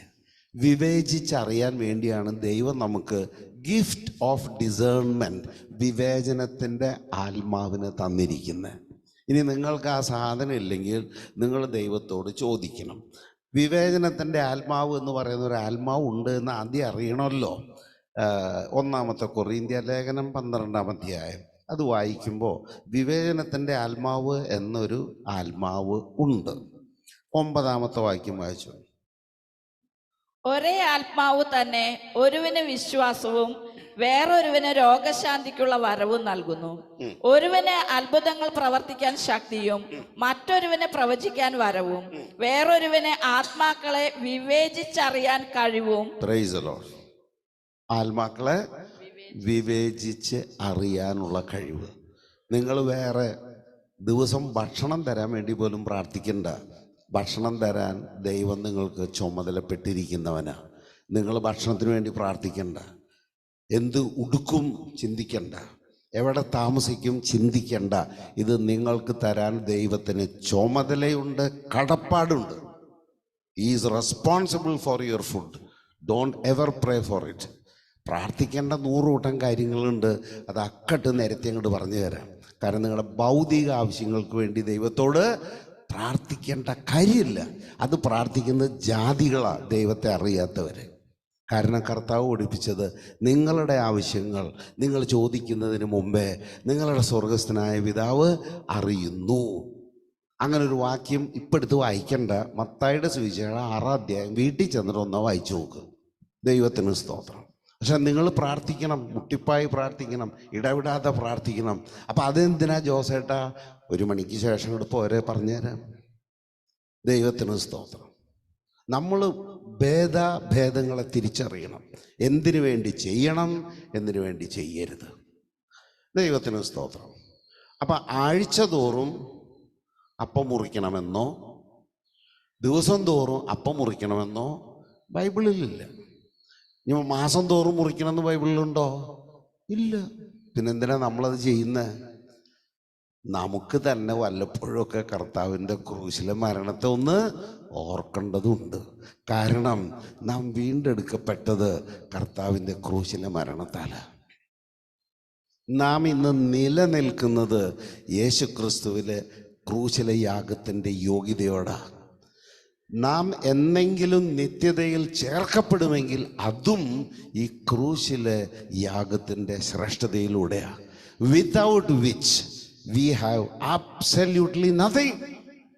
അതുകൊണ്ടാണ് അപ്പോസ്തലന്മാര് ക്രൂശിക്കപ്പെട്ട ക്രിസ്തുവിനെ പ്രസംഗിച്ചത്. ഇത് നിങ്ങളും ഞാനും കൃത്യമായി ചെയ്തുകൊണ്ടിരുന്നാൽ നിങ്ങളുടെ കുഞ്ഞുങ്ങൾ തന്നെ നിങ്ങളോട് ചോദിക്കും, ഇതെന്താ മമ്മി നിങ്ങൾ ഈ തോന്നിവാസം കാണിക്കുന്നത്? ഞാൻ അമ്മയുടെ കൈയും പിടിച്ചിട്ട് അവിടെ വരെ വന്നിട്ട് ഒരു തുണ്ടിൻ്റെ വായിൽ വെച്ച് തന്നില്ലല്ലോ, അല്ലെങ്കിൽ കിട്ടിയത് എടുത്തിട്ടൊക്കെ കമത്തിയില്ലോ, എനിക്കെന്താ തരാത്ത എന്ന് കുഞ്ഞുങ്ങൾ ചോദിക്കണം. അപ്പോൾ അവരോട് പറയണം, മക്കളെ ഇതേ നമ്മുടെ തമ്പാച്ചല്ലേ. നിങ്ങൾക്കറിയുന്ന ഭാഷയിൽ നിങ്ങൾ കുട്ടികൾക്കത് പറഞ്ഞു കൊടുക്കുക. ആ കുട്ടികൾക്ക് അപ്പം അത് മുഴുവൻ മനസ്സിലായില്ലെങ്കിലും അവരുടെ അബോധമണ്ഡലത്തിൽ അത് കയറി കിടക്കും. ആ കുട്ടികളൊന്നും വഴിതെറ്റിപ്പോവില്ല. മനസ്സിലായോ? നിങ്ങൾ വിചാരിക്കും ഈ കുട്ടി, ഈ 3 വയസ്സായ കുട്ടിക്ക് എന്ത് മനസ്സിലാകാനാ? 3 വയസ്സായ കുട്ടിയാ. നിങ്ങളുടെ അണ്ടവും ബീജവും ചേർന്നൊരു ഭ്രൂണമായപ്പോൾ തുടങ്ങി അത് കാണുകയും കേൾക്കുകയും അനുഭവിക്കുകയും ചെയ്യുന്നുണ്ട്. കാരണം അതിൽ ഒരു ജീവൻ ഉളവാകുന്നത് ആ കുഞ്ഞിന് ആത്മാവിനെ കിട്ടിയതുകൊണ്ടാണ്. മനസ്സിലായോ? എപ്പോഴാണ് ഒരു കുഞ്ഞിന് ആത്മാവ് കിട്ടുന്നത്? സഭയിലെ മൂപ്പൻ കൈ വെച്ച് പ്രാർത്ഥിക്കുമ്പോഴാണ്. യോഹന്നാന്റെ സുവിശേഷം 6-ാം അധ്യായം എടുക്ക്. എപ്പോഴാണ് ഒരു മനുഷ്യനിൽ ആത്മാവ് വരുന്നത്? അവന് ജീവൻ കിട്ടുമ്പോൾ അവന് ആത്മാവുണ്ട്. ജീവല്ലെങ്കിൽ ആത്മാവുമില്ല, ആത്മാവില്ലെങ്കിൽ ജീവനുമില്ല. യോഹന്നാന്റെ സുവിശേഷം 63-ാമത്തെ വാക്യം. ആത്മാവാണ് ജീവൻ നൽകുന്നത്, ശരീരം ഒന്നിനും ഉപകരിക്കുന്നില്ല. മതി മതി. ആത്മാവാണ് ജീവൻ നൽകുന്നത്. അപ്പോൾ ഒരു പുരുഷനും സ്ത്രീയും, ഭാര്യയും ഭർത്താവും ഇണചേർന്ന് അവരുടെ അണ്ടവും ബീജവും കൂടെ ചേർന്ന് അതൊരു എംബ്രയോ ആയി ഒരു ജീവൻ്റെ തുടിപ്പ് അവിടെ വരുന്നുണ്ടെങ്കിൽ അവിടെ ആദ്യം വരുന്നത് ജീവനല്ല, ആത്മാവാ. ആത്മാവ് നൽകുന്നതാണ് ജീവൻ. അതുകൊണ്ടാണ് ആ ഭ്രൂണഹത്യ നടത്തുന്നവന് ദൈവം ഈ ഭൂമിയിലിട്ട് തന്നെ ശിക്ഷിക്കുന്നത്. ഇപ്പൊ സുഖം മനസ്സിലായ? കാരണം ആ ജീവൻ എന്ന് പറയുന്നതിന് പ്രതിരോധശേഷിയില്ല. നിങ്ങളുടെ പ്രായത്തിലുള്ള ഒരാളെ, നിങ്ങളുടെ അതേ ശക്തിയുള്ള ഒരാളെ നിങ്ങൾ ഗുസ്തി പിടിച്ച് അടിച്ചു കൊന്നാൽ ദാറ്റ് ഈസ് സംതിങ്. പക്ഷെ നിങ്ങൾ ബലഹീനനായ ഒരു മനുഷ്യനെ 10 പേര് കെട്ടിയടിച്ച് കൊന്ന അത് ഒരുപോലെയാണോ? ആണോ? അവിടെയാണ് ഈ ഭ്രൂണഹത്യ മാരകമായ പാപമായി ദൈവത്തിൻ്റെ മുമ്പിൽ ചെന്ന് നിൽക്കുന്നത്. ഇന്ത്യയിൽ ഈ ഭ്രൂണഹത്യ നടത്തിയാൽ 7 കൊല്ലത്തെ ശിക്ഷ കിട്ടുമായിരുന്നു. ഒരമ്മയും ഒരു ഭാര്യയും ഒരു സ്ത്രീയുമായ ഇന്ദിരാഗാന്ധിയാണ് ഭ്രൂണഹത്യ ലീഗലൈസ് ചെയ്തത് ഇന്ത്യയിൽ. എന്നിട്ട് എന്താ അവർക്ക് സംഭവിച്ചത്? ഒരു കുഞ്ഞിന് ഏറ്റവും സുരക്ഷിതത്വം കിട്ടുന്നത് എൻ്റെ അമ്മയുടെ വയറ്റിലാണ്. ആ അമ്മയുടെ വയറ്റിലിട്ട് ആ കുട്ടിയെ കൊല്ലാൻ അനുവാദം കൊടുത്ത് ഇന്ദിരാഗാന്ധി എങ്ങനെ മരിച്ചതെന്ന് പറ. അവർക്ക് സുരക്ഷിതത്വം കൊടുക്കേണ്ട പട്ടാളക്കാരാൽ അവർക്ക് വെടിയേറ്റു. അവർ ഈ എന്തുട്ടാ പറയാ, ബുള്ളറ്റ് പ്രൂഫ് ജാക്കറ്റൊക്കെ ധരിച്ച് നടക്കുന്ന ഒരാളായതുകൊണ്ട് അവർക്ക് പൊക്കിളിന് മീതെ വെടി കൊണ്ട ഒന്നും പറ്റില്ല. പക്ഷെ അവർ കൊണ്ട വെടി 33 ഉണ്ട അവരുടെ പൊക്കിളിന് താഴെ ഗർഭപാത്രത്തിനെയാണ് ശിഥിലീകരിച്ചത്. All India Institute of Medical Science എന്ന് പറയുന്ന പ്രമാദമായ ഡൽഹി ആസ്പത്രിയുടെ വക്കത്ത് താമസിച്ചിട്ട് അവരെ രക്ഷിക്കാൻ ലോകത്തിന് കഴിഞ്ഞോ? ആ ന്യായവിധി പുറപ്പെട്ടത് മൂളുന്ന അത് ബൈബിളിൽ എഴുതി വെച്ചിട്ടുണ്ടോ? ഉണ്ടല്ലോ, കാണിച്ചു തരാം. എനിക്ക് അതിൻ്റെ ഇംഗ്ലീഷ് ട്രാൻസ്ലേഷനാണ് ഇഷ്ടം. വായിച്ച് രണ്ടും കാണിച്ചു തരാം. Glory Jesus. യാഫത്ത് അത് ബോർഡിലിട്. 1 തിമോത്തി 5-ാം അധ്യായം എൻ്റെ 24-ാമത്തെ വാക്യം. ചില മനുഷ്യരുടെ പാപങ്ങൾ വിസ്താരത്തിന് മുമ്പ് തന്നെ വെളിവായിരിക്കുന്നു.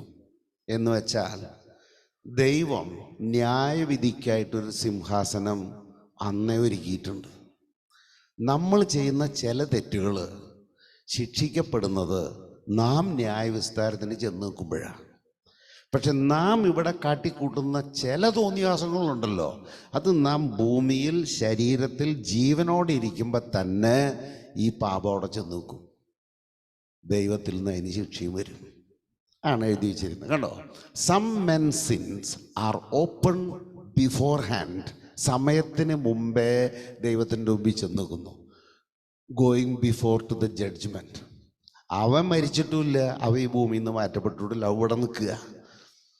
പക്ഷെ അവൻ്റെ പാപം എവിടെ ചെന്നു? ന്യായവിധിക്കിരിക്കുന്ന ദൈവത്തിൻ്റെ മുമ്പിൽ ചെല്ലും. ദൈവത്തിന് സഹിക്കാൻ വയ്യാത്ത പാപമാണെങ്കിൽ ദൈവം എന്ത് ചെയ്യും? അന്നേരം അവൻ്റെ ചീട്ടി ചീന്തും. കേട്ടോ? Some men sin are open beforehand, going before to judgement, and some men they follow after. നമ്മൾ ചെയ്യുന്ന ചില പാപങ്ങൾ നമ്മളെ പിന്തുടർന്നു വരും. എന്നിട്ട് ന്യായവിസ്താരത്തിൻ്റെ സമയത്ത് 8ന്റെ പണി വാങ്ങും. പക്ഷെ ചിലതോ, മനസ്സിലായോ? അതുകൊണ്ട് ദൈവത്തിൻ്റെ മുമ്പിൽ പണി എരന്നു വാങ്ങരുത്. ശിക്ഷാവിധിക്കായിരിക്കുന്ന ദൈവം അവിടെ ഇരുന്നോട്ടെ. ആ ദൈവത്തെ പ്രവർത്തിക്കാൻ അനുവദിക്കരുത്. ദൈവത്തിന് സ്തോത്രം. ഇതൊക്കെ പറഞ്ഞിട്ട് ഞാൻ തല്ലുകൊള്ളാണ്ട് ഓടി രക്ഷപ്പെട്ടിട്ടുണ്ട് ഒരു സ്ഥലത്ത് നിന്ന്. കാരണം ഞാൻ പ്രസംഗിച്ച് കേട്ട പല ആളുകളും ഇന്ദിരാ കോൺഗ്രസ്സുകാരായിരുന്നു. എനിക്കിപ്പോൾ കമ്മ്യൂണിസ്റ്റുകാരെയും കോൺഗ്രസ്സുകാരെയും നോക്കി പ്രസംഗിക്കാൻ പറ്റുമോ? എനിക്ക് സത്യം പ്രസംഗിക്കാൻ പറ്റുള്ളൂ. ദൈവത്തിന് സ്തോത്രം. ആ അപ്പസ്തോലപ്രവൃത്തി 2 നമ്മൾ വായിച്ച വാക്യം തന്നെ വായിക്കാം. അനുദിനം ദേവാലയത്തിൽ ഒന്നിച്ചു കൂടുകയും ഭവനം തോറും അപ്പം മുറിക്കുകയും ഹൃദയ ലാളിത്യത്തോടും ആഹ്ലാദത്തോടും കൂടെ ഭക്ഷണത്തിൽ പങ്കുചേരുകയും ചെയ്തിരുന്നു. Praise the Lord.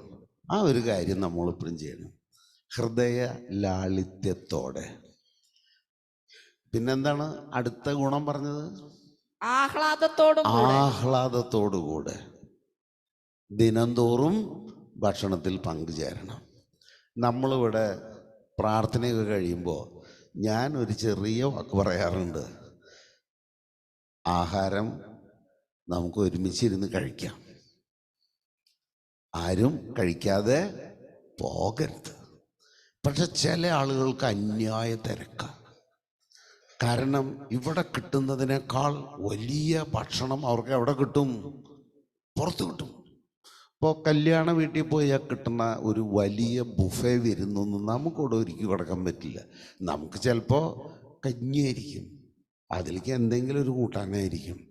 പക്ഷേ നിങ്ങൾ പുറത്തുനിന്ന് കഴിക്കുന്ന ഏത് വിശിഷ്ട ഭോജ്യത്തെക്കാൾ നിങ്ങളുടെ ശരീരത്തിന് ഗുണപ്പെടുക ഇവിടുന്ന് കിട്ടുന്ന കഞ്ഞിയും. സംശയിക്കണ്ട. കാരണം ഇവിടെ നമ്മൾ ഉണ്ടാക്കുന്നത് ആരും കൂലിക്ക് പണിയെടുക്കുന്നവരല്ല. എല്ലാവരും സ്വമനസ വന്ന് സ്നേഹത്തോടുകൂടെ അത് ഉണ്ടാക്കുന്നു. ഇവിടെ ആരും എനിക്ക് ഇത്രയും പണി ചെയ്യേണ്ടി വരുന്നുണ്ടല്ലോ എന്ന രീതിയിൽ ചെയ്യുന്നില്ല. മനസ്സിലായോ? ഇവിടെ ചില സഹോദരങ്ങൾ ഇന്നലെ ഇവിടെ വന്നു, എന്നിട്ട് ഇന്ന് നമ്മൾ കഴിക്കാനുള്ള മീനൊക്കെ വെട്ടിവെടുപ്പാക്കി മുളക് തേച്ച് അത് തണുപ്പുള്ള സ്ഥലത്ത് സൂക്ഷിച്ചു വെച്ചു. ഇന്ന് കാലത്ത് നിങ്ങളിൽ പലരും കിടന്ന് ഉറങ്ങുന്ന സമയത്ത് അവർ ചിലരൊക്കെ ഇവിടെ വന്ന് ഒരു കൊട്ട ഉള്ളി മുഴുവൻ തൊലിച്ചുണ്ടാക്കി. കാരണം ഉള്ളി സാമ്പാറാ, ഈ കൊച്ചു ഉള്ളിയില്ലേ, ഇതൊരു കൊട്ട തൊലിച്ചുണ്ടാകണമെങ്കിൽ ഇച്ചിരി പാടുണ്ട്. എൻ്റെ കയ്യിൽ നിന്ന് അഴുക്ക് ഇതുവരെ പോയിട്ടും കൂടിയില്ല. ഞാൻ ചെയ്യാവുന്നതിൻ്റെ മാക്സിമം ചെയ്തു നോക്കി, ഇത് പോകണില്ല, 4 ദിവസം കഴിഞ്ഞിട്ട് പോവുള്ളൂ. മനസ്സിലായോ? അങ്ങനെ സ്നേഹത്തോടുകൂടെ ഉണ്ടാക്കുന്നതാണ് സ്നേഹവിരുന്ന്. ഇതിനേക്കാൾ നിങ്ങൾക്ക് അഭികാമ്യമായി തോന്നുന്നത് ബന്ധു വീട്ടിലത്തെ ആഹാരമാണെങ്കിൽ ഗോ ഹെഡ്, ആ നാശം നിങ്ങൾ കൊയ്തോ. ആ നാശം കൊയ്യാനുള്ള സ്വാതന്ത്ര്യം നിങ്ങൾക്കുണ്ട്, പൊയ്ക്കോ. പക്ഷെ ഇവിടെ നിന്നൊരു 4 വറ്റ് തിന്നിട്ട് സന്തോഷിച്ചാൽ ആ സന്തോഷം നിന്റെ വയറ്റിലേക്ക് എടുക്കും. ഇതിൻ്റെ പുറകിലുള്ള ദൈവത്തിൻ്റെ ഒരു ആശീർവാദമുണ്ട്. നിങ്ങൾ ഈ ഭക്ഷണത്തിൻ്റെ ഉള്ളിൽ പൊട്ടാസ്യം സയനൈഡ് കലർത്തിയാലും ഇത് കഴിച്ചിട്ട് ഒരു കുഞ്ഞിനും ഒന്നും സംഭവിക്കില്ല. കാരണം അത്യുന്നതനായ ദൈവത്തിൻ്റെ ഒരു പ്രൊട്ടക്ഷൻ ഇതിൻ്റെ മേലുണ്ട്. മനസ്സിലായോ? ഇതൊക്കെ തിരിച്ചറിയണം. അത് ആഹ്ലാദത്തോടെ പങ്കെടുക്കണം, ലാളിത്യത്തോടെ. ലാളിത്യം എന്ന് എന്താ അർത്ഥം? സിംപ്ലിസിറ്റി. 2 കൊറിന്ത്യർ 11-ാം അധ്യായം 3-ാമത്തെ വാക്യം ഇംഗ്ലീഷിലും മലയാളത്തിലൂടെ കാണിച്ചു തരാം. എന്നാൽ സർപ്പം ഹവ്വായെ തന്ത്രപൂർവം ചതിച്ചതുപോലെ നിങ്ങളുടെ ചിന്തകൾ ക്രിസ്തുവിലുള്ള ലാളിത്യത്തിലും വിശുദ്ധിയിലും നിന്ന്. ഒരു മിനിറ്റ്, അതൊന്ന് ഞാൻ ഇവിടുന്ന് വായിച്ചു കൊടുത്തോട്ടെ. എന്തെന്നാൽ സർപ്പം ഹവ്വയെ ഉപായത്താൽ ചതിച്ചതുപോലെ നിങ്ങളുടെ മനസ്സ് ക്രിസ്തുവിനോടുള്ള ഏകാഗ്രതയും നിർമ്മലതയും വിട്ട് വഷളായി പോകുമോ എന്ന് ഞാൻ ഭയപ്പെടുത്തു. അത് ശരിയല്ല. കറക്റ്റായിട്ടുള്ളത് താഴെ നോക്ക്. ക്രിസ്തുവിനോടുള്ള ഏകാഗ്രത എന്നല്ല, ക്രിസ്തുവിനുള്ള ലാളിത്യം. ഇതാ നോക്ക്, സിംപ്ലിസിറ്റി. കാരണം യേശു ക്രിസ്തു ഈ ഭൂമിയിൽ ജീവിച്ചപ്പോൾ എത്ര ലളിതമായി ജീവിക്കാമോ അത്രയും ലളിതമായിട്ടാണ് ജീവിച്ചത്. ആ ലാളിത്യം വിട്ട് ഒരു ലക്ഷറിയസ് ലൈഫിന് വേണ്ടി നമ്മൾ ദാഹിക്കുമ്പോൾ, ആഗ്രഹിക്കുമ്പോൾ നാം സാത്താന് നമ്മെ തന്നെ തുറന്നിട്ട് കൊടുക്കുകയാണ്. മനസ്സിലായോ? അവിടെ ക്രിസ്തുവിനോടുള്ള ഏകാഗ്രതയാണോ വിഷയം, അതോ ക്രിസ്തുവിൻ്റെ ലാളിത്യമാണോ വിഷയം? ലാളിത്യം. നിങ്ങൾ ഇന്ന് ചെലവ് ചെയ്യുന്ന പണത്തിൻ്റെ ഒരു 50% നിങ്ങൾക്ക് സേവ് ചെയ്യാവുന്നതല്ലേ? ആണോ? നിങ്ങളുടെ അളമാരി ഒന്ന് തുറന്നു നോക്ക്. പുതിയൊരു ഡ്രസ്സ് വാങ്ങിയാൽ ഇത് ഇടാൻ സ്ഥലം അതിനകത്തുണ്ടോ? ഇല്ല. എന്നാലേ ഇറങ്ങുന്നൊക്കെ വാങ്ങുന്നുണ്ടല്ലോ. എന്നാൽ അബദ്ധത്തിൽ പോലും നിങ്ങൾ ആ പഴയതാർക്കെങ്കിലും കൊടുക്കുവോ? അപ്പം നിങ്ങൾ നിങ്ങളുടെ ശിക്ഷാവിധി കാശ് കൊടുത്ത് മേടിക്കണം. ഇതാണ് ഞാൻ ചോദിച്ചു മേടിക്കുക. അപ്പസ്തോലൻ പഠിപ്പിച്ചിരിക്കുന്നത് ക്രിസ്തുവിനോടുള്ള ഏകാഗ്രത എന്നല്ല, അത് തെറ്റിച്ച് ട്രാൻസ്ലേറ്റ് ചെയ്തുള്ളതാ. അത് കറക്റ്റായിട്ടുള്ളത് POC എന്ന് വായിക്കുക. നിങ്ങളുടെ ചിന്തകൾ ക്രിസ്തുവിലുള്ള ലാളിത്യത്തിലും. ലാളിത്യം എന്താണ് ലാളിത്യം? ഒരു ഗ്ലാസ് കട്ടൻ ചായ, ഒരു 3 കഷ്ണം കൊള്ളിക്കിഴങ്ങ് പുഴുങ്ങിയതുണ്ടായാലും താങ്ക് യു ലോർഡ്, ഇതുപോലും കിട്ടാത്ത എത്ര ആളുകൾ ഈ ഭൂമിയിലുണ്ട് എന്ന് ചിന്തിക്കുക. അതാണ് സിംപ്ലിസിറ്റി. ഇത് നിങ്ങൾ നിങ്ങളുടെ കുട്ടികളെ പഠിപ്പിക്കണം. കുട്ടികൾക്ക് നിങ്ങൾ ഉണ്ടാക്കി കൊടുക്കണം ഭക്ഷണം. അവൻ പറയണ് ഞാനത് തിന്നില്ല. വേണ്ട, നിങ്ങൾ നിർബന്ധിക്കണ്ട, അതെടുത്ത് വയ്ക്കുക. അടുത്ത നേരം വരുമ്പോൾ ഇതവിടെ കൊണ്ടുവച്ച് കൊടുക്കുക. അവൻ പറയും ഞാൻ തിന്നില്ല. വേണ്ട, തിന്നണ്ട, അത് അവിടെ എടുത്തു വെച്ച് 3ാമത്തെ നേരം വരുമ്പോൾ ഇതന്നെ കൊടുക്കുക. ഇത് ചിലപ്പോൾ പുളിച്ചിട്ടുണ്ടാവും, നറിയുണ്ടാവും. Don't change it. മനസ്സിലായോ? അവസാനം കൊടൽ ഒട്ടി വീപ്പവാറ് വരെയാകുമ്പോൾ തീട്ടം കണ്ടി വരെ അവൻ തിന്നും. മനസ്സിലായ? അങ്ങനെ വളർത്തണം പിള്ളേരെ. ഞാൻ 3 മക്കളെ വളർത്തിയതാ. ഇതായിരിക്കുന്ന ഒരെണ്ണം. എനിക്ക് അഭിമാനിക്കാവുന്ന വിധത്തിൽ അവരൊക്കെ വളർന്നു വന്നു. പിള്ളേരുടെ ഇഷ്ടത്തിനനുസരിച്ച് നിങ്ങൾ തുള്ളിയണ്ടല്ലോ, അതിനെ നിങ്ങൾക്ക് നേരം കാണുള്ളൂ. ഞാനൊരു അഭിമാനിയായ പിതാവാണ്. എനിക്ക് എൻ്റെ 3 മക്കളെക്കുറിച്ച് നല്ല അഭിമാനമാണ്. അതിലേറ്റവും ഇളയൊരുത്തുണ്ട്. അവൻ നമുക്ക് ചെയ്തു തരുന്ന ഈ നന്മ കൊണ്ടാണ് ഈ സൂമിൽ ഈ പരിപാടി നടക്കണത്. നിങ്ങളവിടെ നോക്ക്, എത്ര കുടുംബങ്ങൾ അവിടെ ഇരിക്കുന്നുണ്ടെന്ന്. കോയമ്പത്തൂരുള്ള, കാനഡയിലുള്ള, എന്താ പറയുക, പത്തനംതിട്ടയിലുള്ള, ബാംഗ്ലൂരുള്ള, ദുബായിലുള്ള, ഖത്തറിലുള്ള എത്ര കുടുംബങ്ങൾ ഞാൻ ഈ പറഞ്ഞത് കേട്ടുകൊണ്ടിരിക്കുന്നു എന്നറിയാമോ? ഇതാണ് ദൈവത്തെ സേവിക്കുക, ദൈവത്തെ സേവിക്കുക എന്ന് പറയുന്നത്. അല്ല കയ്യിലുള്ള കാശിൻ്റെ പൊളപ്പ് കാണിച്ചിട്ട് ഉപ്പാങ്ങയിലെ കൂത്തനെ പോലെ തിളച്ചു നടക്കില്ല. ദൈവത്തിന് സ്തോത്രം. അവസാനിപ്പിക്കാം, 1 മണി. ഇപ്പൊ മനസ്സിലായ? ദൈവവചനം വായിക്കുമ്പോൾ അത് ഏത് കാലത്ത് ഏത് സാഹചര്യത്തിൽ സംഭവിച്ചാണെന്ന് മനസ്സിലാക്കി വിടേണ്ടത് വിട്ട് മുറുകെ പിടിക്കേണ്ടതിന് മുറുകെ പിടിച്ച് ദൈവത്തെ മഹത്വപ്പെടുത്തിക്കൊണ്ട് ജീവിക്കണം. നമ്മളാരും നമ്മുടെ മഹത്വത്തിനായിട്ട് ഇവിടെ ജീവിക്കുന്നില്ല. നമുക്ക് എഴുന്നേറ്റ് നിന്നുകൊണ്ട് ഒരു പ്രത്യാശയുടെ ഗാനം പാടി, നമുക്ക് ഒരു പ്രബോധന ഗീതം ചേർന്ന് പാടി ദൈവത്തെ മഹത്വപ്പെടുത്തി പ്രാർത്ഥിച്ച് ആശീർവാദത്തോടെ ഭക്ഷണത്തിനായി പിരിയാം.